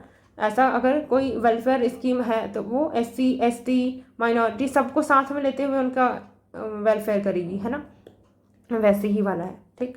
नेक्स्ट, अब ऐसे वाला कभी भी वहाँ पे गलत नहीं हुआ था प्रीवियस ईयर क्वेश्चन में, तो हमको डाउट करना ही नहीं है, ठीक। अगर मिनिस्ट्री देगा, सेंट्रल सेक्टर, ये सब देगा तब डाउट करना है। अब देखते हैं next, which one of the following यहाँ पे करेक्ट है पूछ रहा है। First studies indicate that the carbon dioxide emission from the cement industry, कहाँ से, सीमेंट इंडस्ट्री से carbon dioxide emission account for more than 5% of the global carbon emission, 5% से ज़्यादा है ग्लोबल कार्बन इमिशन। ओके, कहाँ से, इंडस्ट्री से, ठीक है, सीमेंट इंडस्ट्री से 5% से भी ज़्यादा ग्लोबल कार्बन डाइऑक्साइड इमिशन होता है। हाँ, सीमेंट इंडस्ट्री से कार्बन डाइऑक्साइड एमिट होती है और बोल रहा है कि 5% से ज़्यादा होती है। फर्स्ट तो वैसे भी सही है, ऑप्शन देख लेते हैं, 1 2 2 3 2 3 2 3 में से एक करेक्ट एंड 2 3 में से कोई करेक्ट नहीं। हाँ, तो फर्स्ट सही है। सेकंड क्या बोल रहा है, silica bearing clay is mixed with lime stone, जो सिलिका बेयरिंग क्ले है उसको लाइम स्टोन से मिक्स किया वाइल मैन्युफैक्चरिंग सीमेंट। तो silica bearing clay is mixed with the lime stone while manufacturing the cement. हाँ, तो मिक्स तो करते ही है ना सिलिका बेयरिंग को लाइम स्टोन, सीमेंट बनाने में लाइम स्टोन यूज होता है, तो this is correct. Lime stone is converted into lime during clinker production, तो CaCO3 होता है वो CaO प्लस कार्बन डाइऑक्साइड में कन्वर्ट हो जाता है production of the cement manufacturing, ये भी सही है। अब दोनों को देखना कि क्या एक्सप्लेन कर रहा है कि नहीं, दोनों ही सीमेंट इंडस्ट्री से रिलेटेड है, थोड़ा सा भी रिलेशन दिखे सही मानना है। और यहाँ पे मिक्सिंग में ये नहीं बताया कैसे मिक्स कर रहे हैं, हॉट मिक्स कर रहे हैं, कोल्ड मिक्स कर रहे हैं। मिक्सिंग अगर हॉट मिक्स है तब तो आप फ्यूल बर्न करोगे ना, तो तब तो कार्बन डाइऑक्साइड में होगा, तो होगा ही होगा। तो दोनों रिलेटेड भी है, सही करो। बी रेयरली ही, जब एकदम कंफर्म हो तुम कि ये तो नहीं ही होगा तब जाके बी मारना, अगर दोनों सही पता चल गया तो। अनटिल एंड अनलेस ए मारो, आगे बढ़ो। अगर नहीं समझ आ रहा कि हो रहा होगा कि नहीं, तो हो रहा होगा करके मार के आगे बढ़ सकते हो। मैं यही करी थी कि मिक्सड बोला, पता नहीं थोड़ा सा भी अमिट हो गया तब तो वो मान लेगा ना, करके मैंने ए मान लिया। Then next question is statement 1, again इसमें चेक कर लेते हैं, 2 3 एंड 2 और 3 में से ओनली 1 एंड सेकेंड थर्ड। तो अब देखो हमारे चेक करने का प्रोसेस फास्ट हो गया, हम क्या देख रहे हैं, 2 3 बस हो गया। अब 1 पे तो डाउट नहीं करना, सही है 1, तो ये हमारा correct. At the 28th United Nation climate change conference, ठीक है, किसका कॉन्फ्रेंस है, UNFCCC, UNFCCC नहीं है, United Nation climate change conference COP28, India retain, अच्छा ओके, COP28 हुआ था। COP28 वैसे तो उसी का ही, UNFCCC का ही है, बट COP28 की बात कर रहे हैं। India refrain from signing the declaration on the climate and health, हाँ तो ये तो सही है ना, तो इंडिया ने रिफ्रेन किया, इंडिया ने साइन नहीं किया। कौन सा डिक्लेरेशन, क्लाइमेट एंड हेल्थ का, ओके। कुछ ना कुछ कंसर्न रहे होंगे, अभी नहीं पता क्या कंसर्न थे।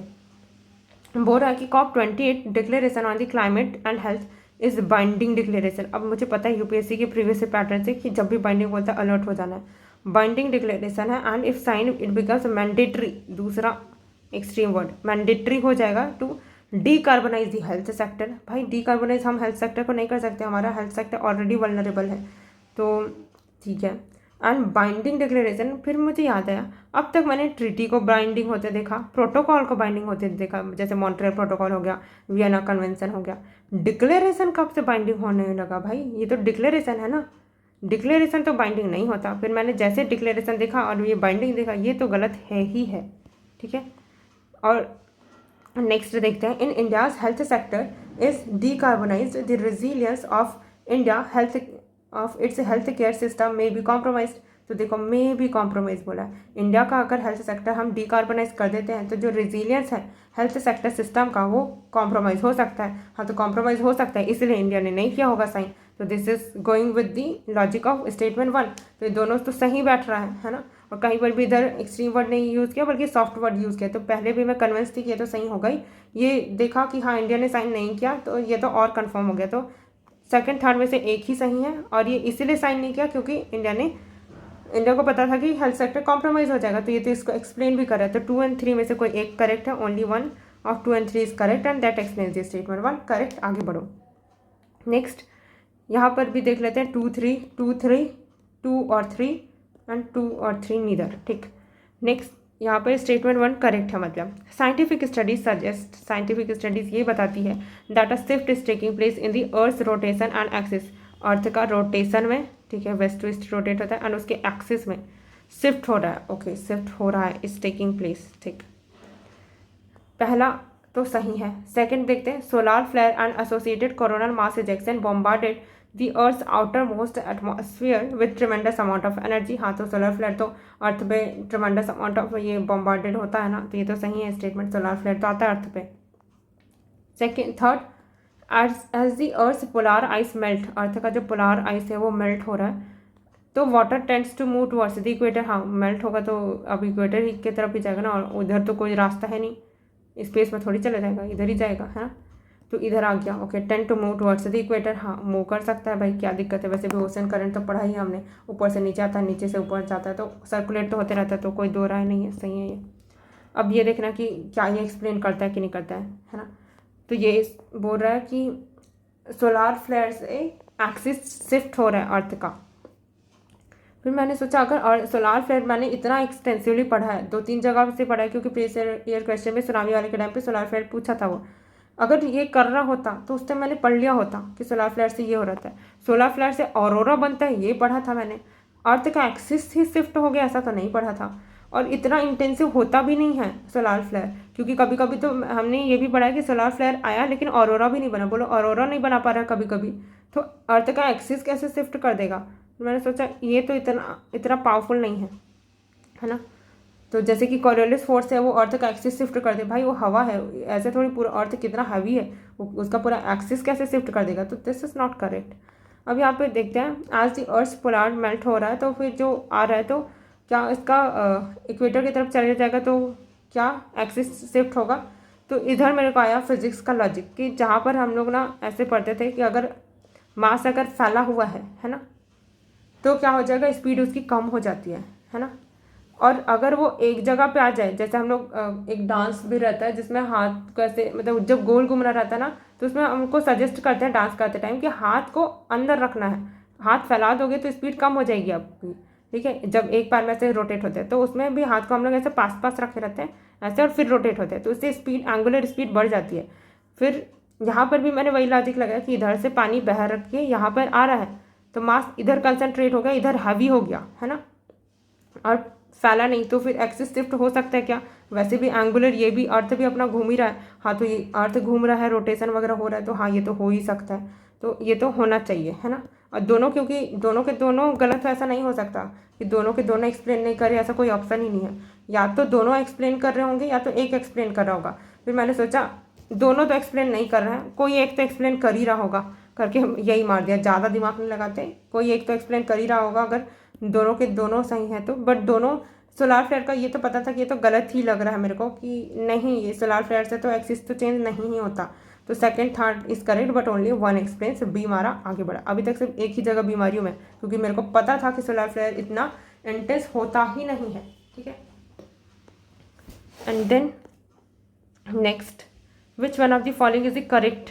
आर्टिकल 6 ऑफ द, पहले ये चेक कर लेते हैं, 2 और 3, नीदर 2 और 3, ठीक है।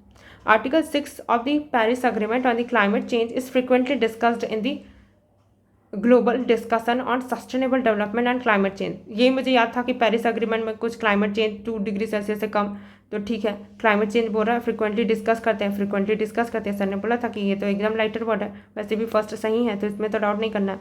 तो इधर से मुझे और याद आ गया कि हाँ पेरिस अग्रीमेंट था, सस्टेनेबल डेवलपमेंट, क्लाइमेट चेंज, ऐसा कुछ था। अब देखते हैं second statement. Article 6 of the Paris agreement on the climate change sets out the principle of the carbon market. देखो क्लाइमेट चेंज के लिए ही मैंने वो सब पढ़ाया था, CDM, ये सब, ये कार्बन मार्केट है ना, ज्वाइंट इम्प्लीमेंटेशन, तो मुझे पता था, इसका एग्जाम्पल सब याद आ रहा था। Second was correct. Third, article 6 of the Paris agreement on the climate change intends to promote inter-country non-market strategies to reach their climate targets।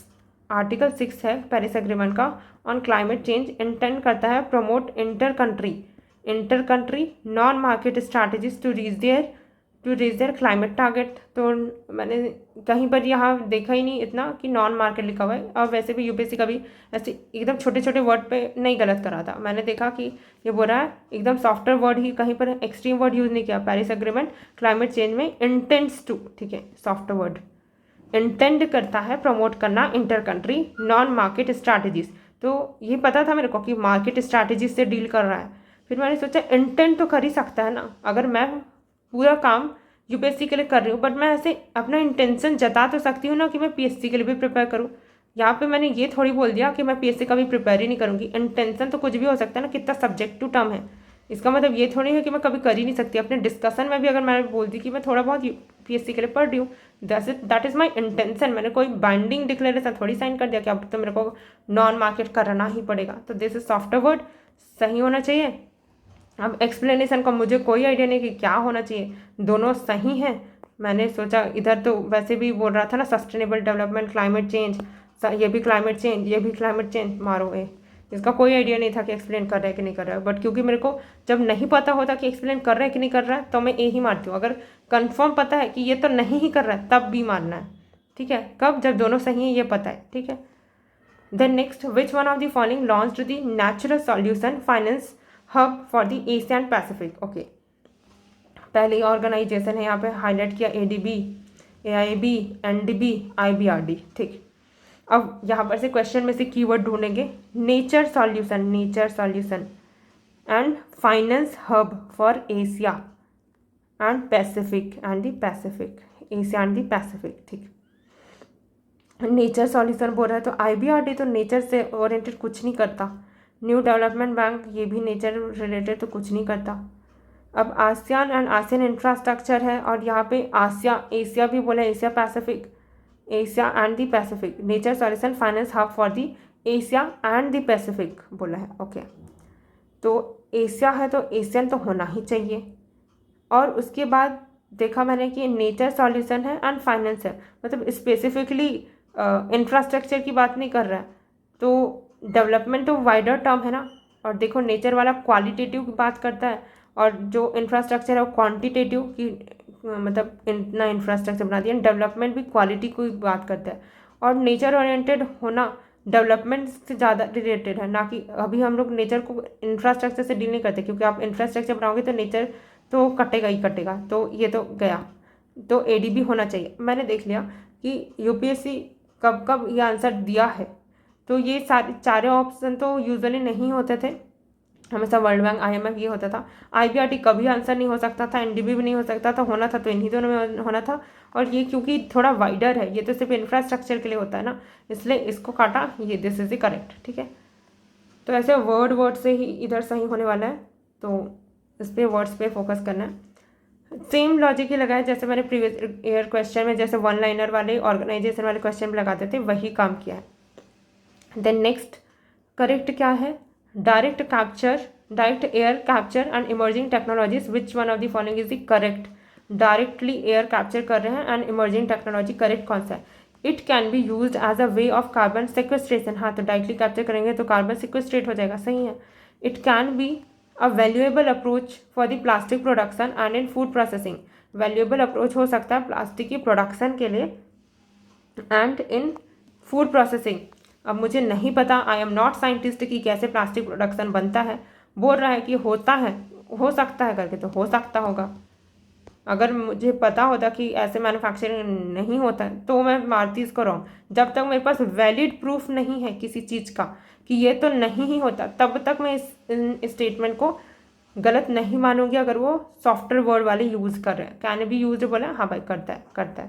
Then third बोला, इन aviation it can B a source of carbon for combining with the hydrogen to create synthetic low carbon fuel, तो बनाते होंगे low carbon fuel, अच्छी बात कर रहा है।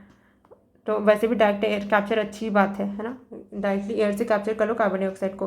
और बोल रहे इमर्जिंग टेक्नोलॉजी में, हाँ तो कर रहे होंगे तभी तो इमर्जिंग टेक्नोलॉजी है।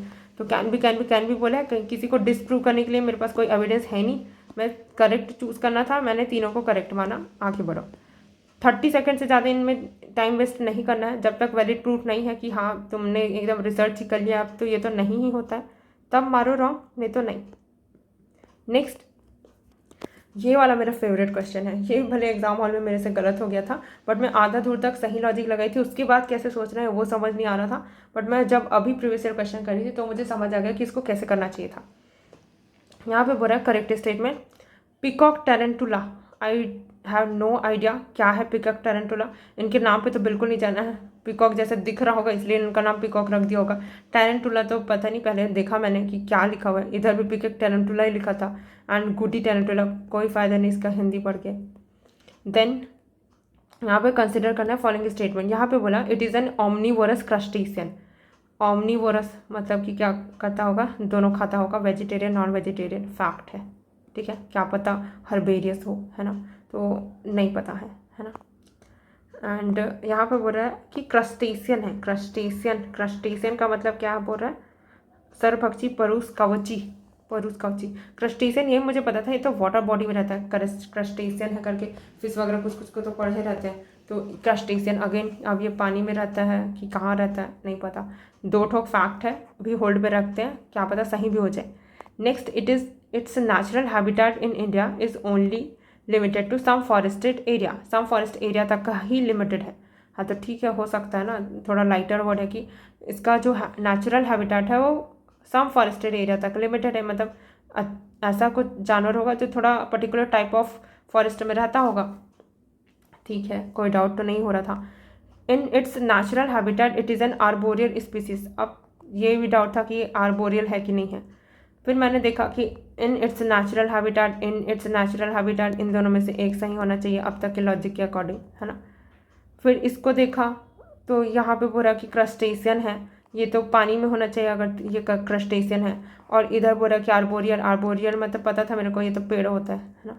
यहाँ पे बोला फॉरेस्ट, ये भी पेड़ हो गया। अब मैं सोची अब इसको लगाऊं कि इधर लगाऊं। फिर मैंने अभी जब प्रीवियस ईयर क्वेश्चन में देखा तो मुझे समझ आया कि 2 अगर स्टेटमेंट एक ही तरफ हिंट कर रहे हैं, मतलब उन दोनों सेम जगह से लिया हुआ है, और एग्जामिनर ने एक स्टेटमेंट को बस गलत बनाने में एफर्ट डाला होगा, है ना, क्योंकि गलत बनाना इज मोर डिफिकल्ट। तो 2 स्टेटमेंट तो एक जगह से ही होंगे। तो ये भी फॉरेस्ट की बात कर रहा है, ये भी आर्बोरियल की बात कर रहा है। तो अगर दोनों फॉरेस्ट है तो ये वाटर का तो नहीं हुआ होगा। तो this is wrong and second and third is correct. और पहले से मुझे ये पता था कि सेकेंड तो सही है ही, तो सेकेंड होना चाहिए। एंड फर्स्ट एंड थर्ड में से अब मुझे पता चल गया कि थर्ड सही होना चाहिए, क्योंकि इधर भी फॉरेस्ट है इधर भी आर्बोरियल है। तो सेकंड थर्ड वाला ऑप्शन सही होना चाहिए। तो second third should be correct. और इधर ऑलरेडी 2 फैक्ट था, एक भी गलत हुआ तो हाई चांस है कि गलत हो जाएगा, है ना। 2 फैक्ट है तो फर्स्ट तो कटा, तो सेकंड एंड थर्ड। तो अब क्या समझ आया, यहाँ पर अगर हमको ये डाउट हो कि इन नेचुरल हैबिटेट, बट दोनों ही क्या है, सिमिलर चीज़ को इंडिकेट कर रहे हैं कि दोनों ही पेड़ की बात कर रहे हैं, और ये वाला कॉन्ट्राडिक्टरी है। तो कॉन्ट्राडिक्टरी वाला में से ये देखना पड़ेगा कि कौन सा ज़्यादा सही है। फॉरेस्ट सही हो गया और दिस इज रॉन्ग, तो रॉन्ग हो गया। Next, consider the following statement, कौन सा करेक्ट है। Carbon dioxide emissions in India are less than 0.5। मेरे को 0.5 ना, टू बी वेरी ऑनेस्ट, बहुत कम लगा। इतना कम एमिट कर रहे हैं तो इतना क्यों हो हल्ला मचा रहे हैं करके, कि उन लोग हमेशा ये डेवलप्ड कंट्रीज लोग बोलते रहते हैं चाइना इंडिया लोग बहुत एमिट कर रहे हैं कार्बन डाइऑक्साइड करके। तो हम लोग बोलते रहते थे ना कि ये तो तुमने अपना हिस्टोरिकल रिस्पॉन्सिबिलिटी पूरा नहीं किया, तुमको जितना एमिट करना था, डेवलप होना था, हो लिए तुम, हमारा टाइम आया तो तुम हमको कार्बन डाइऑक्साइड एमिट करने से मना कर रहे हो। तो इस हिसाब से 0.5 तो इज़ वेरी लेस ना भाई। एक बोलता तो थोड़ा ठीक लगता, 1 टन कार्बन डाइऑक्साइड की और पर कैपिटा तो ठीक लगता है, लेकिन 0.5 इज़ वेरी लेस। फिर क्यों इतना दिक्कत हो रहा है। तो करेक्ट पूछा था, अभी मैंने होल्ड पे रखा, वैसे भी डेटा है ना। Then next, in terms of carbon dioxide emission from the fuel combustion, India rank second in the Asia Pacific. Asia Pacific में इंडिया सेकेंड है। मेरे को उस टाइम याद आ रहा था कि फर्स्ट तो पक्का से चाइना ही होगा, चाइना ही सबसे ज़्यादा एमिट करता है। तो मैंने सोचा ये सही है, तो ये this is correct. And then third, electricity and the heat producer are the largest source of the carbon dioxide emission in India. हाँ, तो इलेक्ट्रिसिटी प्रोड्यूस करने के लिए तो हम लोग सबसे ज़्यादा फ्यूल बर्न करते हैं ना, कोल। उसी से कोल बर्न करते हैं और उसी से फ्यूल, ये कार्बन डाइऑक्साइड गैस रिलीज होती है। और हम तो कोल बर्न कर करके, जो थर्मल पावर प्लांट है इंडिया में, मेजॉरिटी सब फ्यूल ही यूज़ कर रहे हैं, कोल।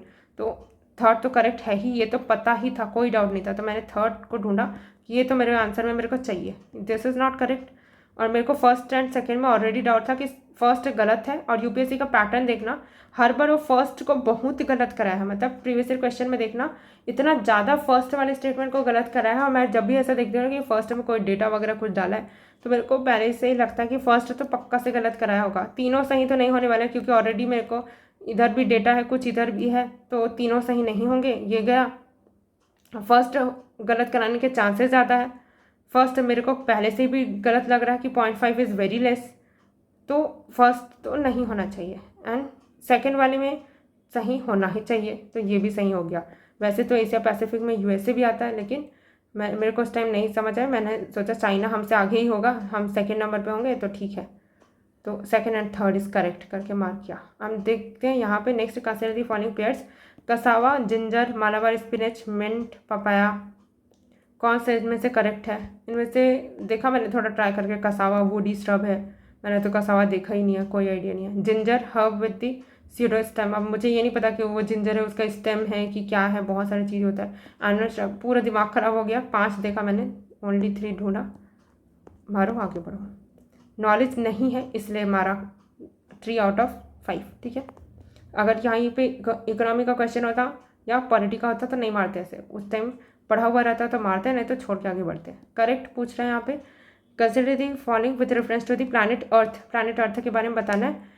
Rain forest produce more oxygen than the produced by ocean, rain forest है वो ज़्यादा, जब भी कंपैरिजन वाला क्वेश्चन है ना उसमें ना ऐसे लिख लेना कि कौन ज़्यादा कर रहा है, तब जाकर ना ईजिली दिखता है। मैं दिखाऊंगी कि कैसे सी सेट जैसे क्वेश्चन सॉल्व करने में ऐसे वाला हेल्प करता है। कैसे? रेन फॉरेस्ट प्रोड्यूस करता है more oxygen than produced by the ocean, ठीक है। ऑक्सीजन के रिस्पेक्ट में ये रेन फॉरेस्ट है ज़्यादा बोल रहा है देन दी ओशियन, ठीक। देन बोल रहा है कि marine phytoplankton and photosynthetic bacteria produce करते हैं more about 50% of the world's oxygen. Marine phytoplankton, तो मरीन के जो मरीन वाले फाइटोप्लैंक्टन एंड फोटोसिंथेटिक बैक्टीरिया, तो ये तो पूरा ओशियन की बात कर रहे हैं ना। ओशियन में ही जो मरीन फाइटोप्लैंक्टन है, फोटोसिंथेटिक बैक्टीरिया, वो प्रोड्यूस करते हैं 50% के अराउंड। 50% इज मेजर ना, है ना। तो अगर मरीन ही 50% से के आसपास प्रोड्यूस कर रहा है तो फिर रेनफॉल कैसे ज़्यादा प्रोड्यूस कर रहा है ओशियन से? या तो दोनों इक्वल हो गए होंगे कि ओशियन भी, ये भी 50%, रेनफॉल भी 50%। रेनफॉल फॉरेस्ट ज़्यादा तो नहीं कर रहा होगा, तो इन दोनों तो कॉन्ट्राडिक्ट कर रहे हैं। अभी मुझे दोनों ही नहीं पता है कि रेन फॉरेस्ट ज़्यादा करता है कि ओशियन करता है, मेरे को नहीं पता। मेरे को तो ये लग रहा था कि रेन फॉरेस्ट ही ज़्यादा करता है प्रोड्यूस, कि रेन फॉरेस्ट देखो कितने सारे पेड़ हैं, वो तो ज़्यादा ऑक्सीजन प्रोड्यूस करेंगे करके। थर्ड देखते हैं, वेल ऑक्सीजनेटेड सरफेस वाटर, अगर बहुत अच्छा ऑक्सीजनेटेड वाला सरफेस वाटर है, कंटेन करता है several folds higher oxygen than in the atmospheric air. Several folds बोला, 2 टाइम 3 टाइम कुछ नहीं बताया। वेल ऑक्सीजनेटेड सरफेस वाटर, और वेल ऑक्सीजनेटेड वाला सरफेस वाटर होगा वो ज़्यादा ऑक्सीजन कैरी करता है, तो सरफेस वाटर ज़्यादा करता है than in the atmospheric air. Atmosphere का कंपोजिशन पता था मुझे, नाइट्रोजन है 71% है, ऑक्सीजन है 21% है, तो 21% से भी ज़्यादा वेल ऑक्सीजनेटेड सरफेस। हम जनरली पढ़ते हैं कि वाटर में ज़्यादा क्या होता है, ऑक्सीजन उतना ज़्यादा रहता नहीं है ना, बीओडी ये सब पढ़ते रहते हैं। तो कितना भी सरफेस वाटर हो जाए उसमें तो हमेशा पानी का किल्लत रहता ही है ना। जब भी जैसे लेक वगैरह भी पढ़ते हैं तो इसका ऑक्सीजन डिमांड ज़्यादा है, तो पानी में तो इतना ज़्यादा नहीं रहता, एटमॉस्फेयर ज़्यादा रहता है, 21% है। तो ये तो पता था कि एटमॉस्फेयर में ज़्यादा होता है, तो थर्ड तो डेफिनेटली गलत है ना। थर्ड को काटो, करेक्ट पूछा था ना। तो ओशियन में चाहे वो कितना भी वेल ऑक्सीजनेटेड हो जाए सरफेस वाटर, एटमॉस्फेयर से ज़्यादा तो नहीं हो सकता। Third should not be the answer, तो एक ही ऑप्शन हटा, नन ऑफ दी तो होगा नहीं, कुछ ना कुछ तो सही हो गई। अब इन दोनों में से दोनों सही नहीं हो सकते, ये तो दिख ही रहा है कि दोनों सही नहीं हो सकते, क्योंकि एक में बोला 50%, एक में रेनफॉल ज़्यादा। अब कोई एक वाला ऑप्शन है क्या? तो सेकेंड ओनली। अब मुझे नहीं पता था कि रियल में ऐसा होता है कि नहीं। और मरीन फाइटोप्लैंक्टन में यस, अभी मैंने देखा कि यस, जो मरीन फाइटोप्लैंक्टन फोटोसिंथेटिक बैक्टीरिया होते हैं वो ज़्यादा प्रोड्यूस करते हैं, ठीक है। तो ऐसे भी आया जा सकता था अगर नहीं भी पता है तो। देन नेक्स्ट यहाँ पर बोल रहा है कि how many of the above are considered as the alternative power train vehicle. Alternative power train vehicle, तो व्हीकल में क्या यूज़ होता है, ठीक है। अभी भी नहीं पता मेरे को ऑल्टरनेटिव क्या होता है और पावर ट्रेन व्हीकल में क्या यूज़ होता है। अब देखते हैं, फुल बैटरी इलेक्ट्रिक व्हीकल है, हाइड्रोजन फ्यूल सेल व्हीकल, तो ये तो फुल बैटरी है, ये फ्यूल सेल है, fuel cell electric hybrid vehicle है, fuel cell electric hybrid vehicle, सब सेम नेचर के हैं। मैंने वही बताया था, क्लबिंग करो। अब या तो तीनों के तीनों आंसर होंगे या तो नन होगा, है ना। तो इन दोनों तो हटा। अब इन दोनों में से जब आपको एकदम ही श्योर है कि नन ही है तब नन में जाना, बट हमको बोल रहा है कि यहाँ पे कंसिडर्ड, मैंने देखा सॉफ्ट वर्ड है, एक भी कंसिडर किया होगा। वैसे भी पावर ट्रेन व्हीकल है, व्हीकल में तो इलेक्ट्रिक व्हीकल ये सब पढ़ते हैं ना, तो हो सकता होगा इसी से पावर होता होगा, तो इसको इलेक्ट्रिक व्हीकल बोल रहे होंगे। पावर ट्रेन व्हीकल का ऑल्टरनेटिव, तो पावर ट्रेन में यूजुअली हम क्या यूज़ करते हैं, पेट्रोल डीजल ये यूज़ करते हैं, उसके ऑल्टरनेटिव में क्या यूज़ कर सकते हैं, तो बैटरी सेल, तो सबके सभी तो बैटरी सेल है, किसको हटाऊँ मैं, तो कुछ नहीं हट सकता, तो ऑल थ्री हमारा आगे बढ़ो। Next, how many of the statement given above are correct, तो unmanned aerial vehicle UAV consider the following statement. Unmanned aerial vehicle मतलब ये वही जो ड्रोन वाले रहते हैं उन्हीं को बोल रहा है, क्योंकि वो अनमैन्ड रहते हैं एंड एरियल व्हीकल्स है। All types of the UAV can do vertical landing. क्यों भाई, कोई भी हॉरिजॉन्टल लैंडिंग नहीं करेगा, हम तो टेक्नोलॉजी बना रहे हैं ना, तो वो तो हमारे ऊपर डिपेंड करता है कि हम उसको हॉरिजॉन्टल लैंडिंग कराएं, वर्टिकल कराएं, एकदम हिलता डुलता कराएं, कैसे भी कराएं, तो सारे के सारे कर रहे हैं, कुछ भी हॉरिजॉन्टल लैंडिंग नहीं कर रहा, गलत। All types of UAV can do automatic hovering, सबके सब ऑटोमेटेड है, कोई भी हैंडल नहीं कर रहा रिमोट वगैरह से, हाथ में से रिमोट पकड़े हुए तो मैंने देखा था, तो मिलिट्री वगैरह में हाथ से भी कंट्रोल करेंगे ना, सबके सब ऑटोमेटेड, तो मशीन पूरा ऑटोमेटेड हम बनाते भी नहीं, कुछ ना कुछ हम लोग मैन हैंडल भी रखते हैं, तो this is also incorrect. All types of the UAV can use battery only as a source of power supply, सिर्फ बैटरी यूज़ करेगा और कुछ भी सोलर पैनल लगा दे वो नहीं चलेगा इसको, तो ये भी गलत। तो कौन सा करेक्ट है पूछा है, तो कोई करेक्ट नहीं है, नन।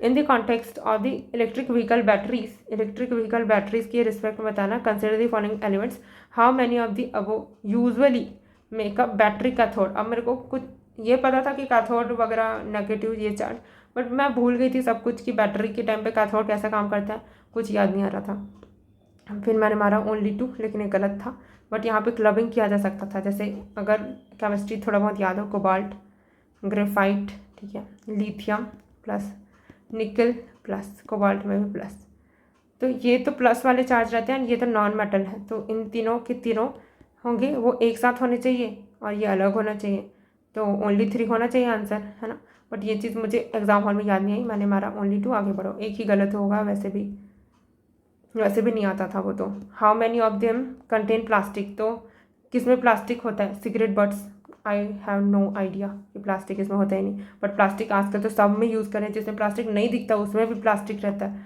तो होता होगा। आई ग्लास लेंस, ये पता था मेरे को, क्योंकि मेरे को भी आई ग्लास तो लगा ही हुआ है, तो उसमें तो प्लास्टिक ही है। कार टायर, हाँ तो कार टायर में हम लोग कार्बन वगैरह मिक्स करके बनाते हैं, तो ये भी पता था। सिगरेट बट्स नहीं पता था, बट मैंने सोचा कि थोड़ा सा भी होगा तो क्या डिनाई कर देंगे कि प्लास्टिक नहीं है, तो होगा, तो ऑल ऑफ द 3। वैसे तो इसमें इतना भी नहीं सोचना है, थोड़ा सा बोला एकदम लाइटर टर्म है, कंटेंट प्लास्टिक होता होगा, है ना, जब तक यहाँ पे एकदम ही ऑड ना दे दे, है ना, कि ये तो नहीं ही होता होगा करके, है ना। Then next, consider the following substances, इन सब्सटेंसेस को कंसिडर करने हैं। Coal gasification technology can be used in the production of how many of them. Coal gasification technology कहाँ पे यूज़ कर सकते हैं, कोल गैसिफिकेशन, तो ये तो पता था कि कोल का कुछ गैसिफिकेशन, बट याद नहीं आ रहा था मेरे को कि कोल गैसिफिकेशन होता कैसे है, देखना पड़ेगा कोल गैसिफिकेशन कैसे होता है। फिर बोला कि एथेनॉल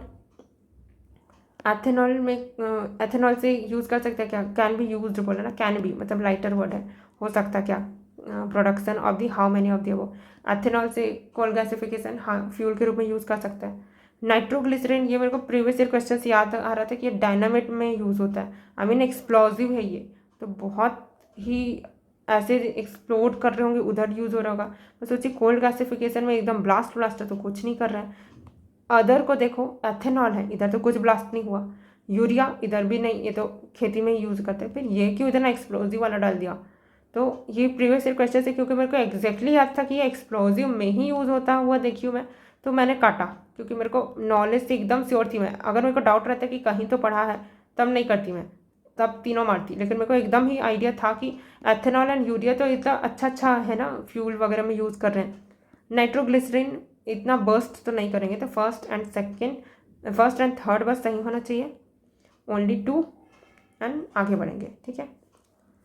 नेक्स्ट, अगर नहीं आता एग्जाम हॉल में तो ओनली 3 तो मानना ही है, क्योंकि कैन भी यूज बोला, क्या पता कर सकते होंगे, ऑल 3 कर देना है। Then next, what is the common characteristic of the chemical substances, okay, chemical substances है generally known as Cl20, HMX, LLM-105 which are sometimes talk about in the media. अब मैंने ये वाला है तो मेरा एग्जाम हॉल में गलत हुआ था, लेकिन मैंने अभी देखा कि सब कैसे सॉल्व हो सकता था। पहली बात केमिकल सब्सटेंस है, दूसरा ये सब कुछ नाम है, इसका फुल फॉर्म से तो शायद ही कोई आइडिया होगा। देन मीडिया में बात की जाती है। These are alternative to the hydrofluorocarbon refrigerants. Refrigerator हम लोग कब से यूज़ कर रहे हैं, हाइड्रोफ्लोरोकार्बन भी कब से यूज़ कर रहे हैं। इसके लिए तो पूरा किगाली अमेंडमेंट ये सब हो गया, तो 2015 के आसपास हुआ था, तब से हो रहा है। तो अभी मीडिया क्यों इसको बात करेगी, है ना। तो ये चीज़ तो नहीं हो रही होगी। हमने तो ये ओलिफिन लिया है हम तो ऑल्टरनेटिव, तो ये तो रेफ्रिजरेंट्स में तो नहीं हो रहा होगा यूज़, ये तो मुझे समझ आ गया था। और उधर भी केमिकल सब्सटेंस में तो ये नहीं यूज़ होता ना। ऑल्टरनेटिव टू दी हाइड्रोफ्लोरोकार्बन की जगह पे हमें तो ओलिफिन यूज़ करना था ना। ये Cl20 ये सब तो नहीं करते थे, तो ये तो नॉलेज से पता था कि ओलिफिन यूज़ करने वाले हैं, ये नहीं। तो this is incorrect. These are explosives in the military weapon. Military weapon कोई आइडिया नहीं है मेरे को, क्योंकि मैं डिफेंस का उतना पढ़ती नहीं हूँ। Then these are high energy fuels for the cruise missile. Cruise missile में हाई फ्यूल, इधर तो सॉलिड फ्यूल पढ़ा था, लिक्विड पढ़ा था, क्रायोजेनिक पढ़ा था। इधर ये कहाँ से आ गया, इधर तो कुछ क्रायोजेनिक नहीं है। और उसके नाम इतने ऐसे सिंपल सिंपल नहीं थे, एकदम लंबे लंबे थे।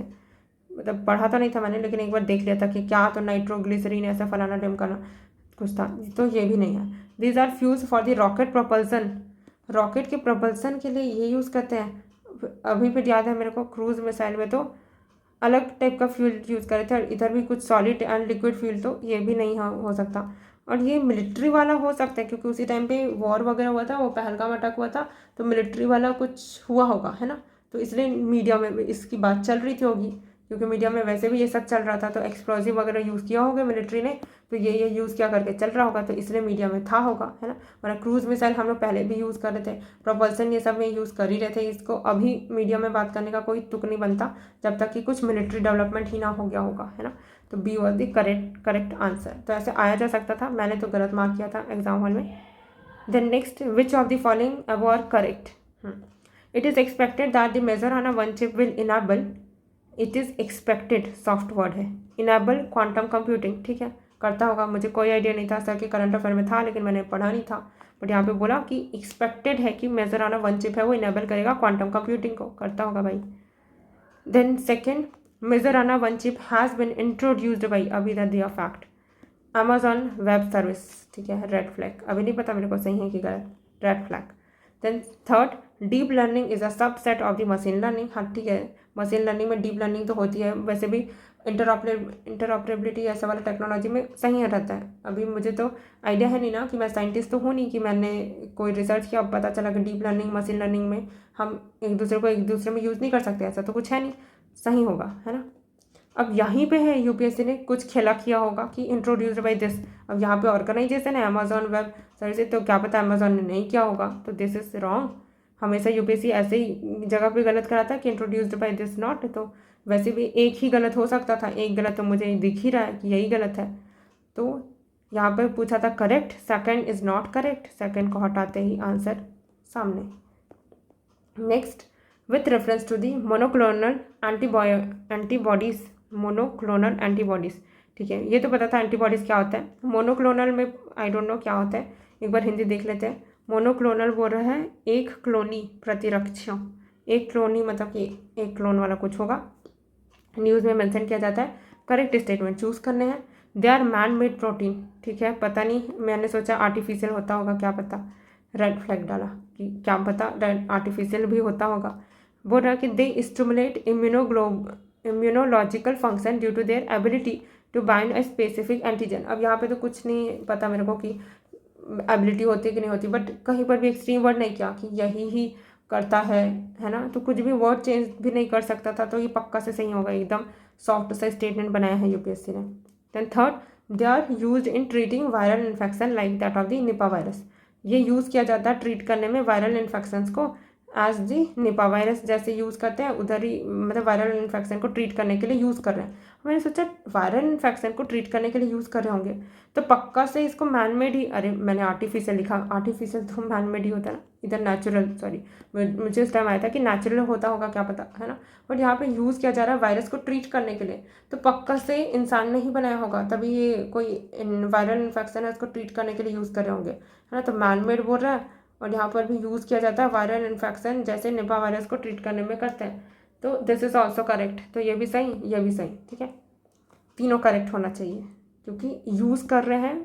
और यहाँ पे भी बोला स्टिमुलेट, तो कोई चीज़ स्टिमुलेट तभी करेगी ना जब आप उसको, जो नेचुरली नहीं होता उसको आप करोगे। यहाँ पे मेरे को ना ये चीज़ भी याद आ रही थी कि जब कोई रिएक्शन होता है ना, उसको फास्ट करने के लिए हम लोग कुछ रिएजेंट ऐसा डालते थे, वो स्टिमुलेट कर देता है, क्योंकि नेचुरल प्रोसेस स्लो होता है, उसको स्टिमुलेट करना मतलब कि फास्ट कर देना। स्टिमुलेट को हिंदी में क्या बोलते हैं?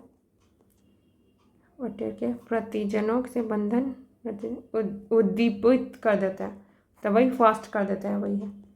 तो यहाँ पर बस मैंने वर्ड फोकस किया कि स्टिमुलेट कर रहा है, मतलब कि कोई ना कोई मैनमेड ही होगा, वरना नेचुरली तो सब चीज़ थोड़ा स्लो ही रहता है ना।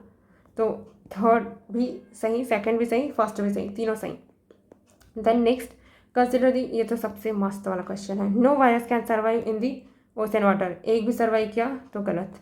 No virus can infect bacteria, ये तो पता ही था, बैक्टीरियोफाज है वायरस जो कि क्या करता है, इन्फेक्ट करता है बैक्टीरिया को, तो ये भी गलत। No virus can change the cellular transcriptional activity in the host cell, ये तो चेंज कर देता है ना ट्रांसक्रिप्शनल एक्टिविटी, तो ये भी गलत।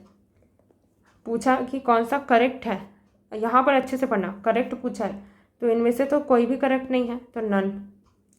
फिर 50, that is the last question, उसके बाद next 50 we will do in the next one.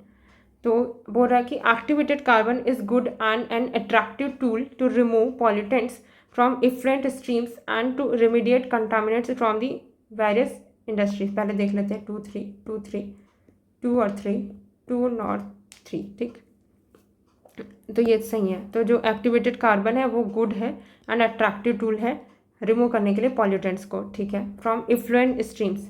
अब यहाँ पे तो डाउट करना नहीं है अपने को, क्योंकि ये तो सही है।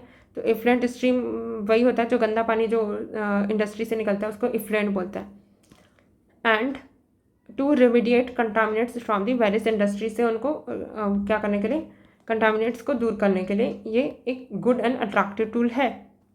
तो ये तो पता चल गया कि ये अच्छा टूल है, कोई नई टेक्नोलॉजी अच्छा है।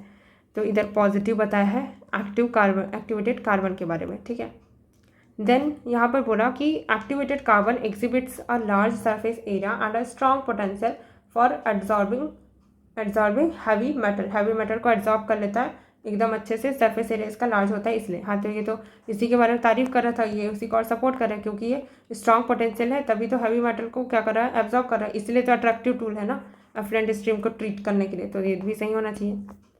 Third, activated carbon can be easily synthesised from the environmental waste with high carbon content, high carbon content से हम लोग ईजिली सिंथेसाइज कर सकते हैं।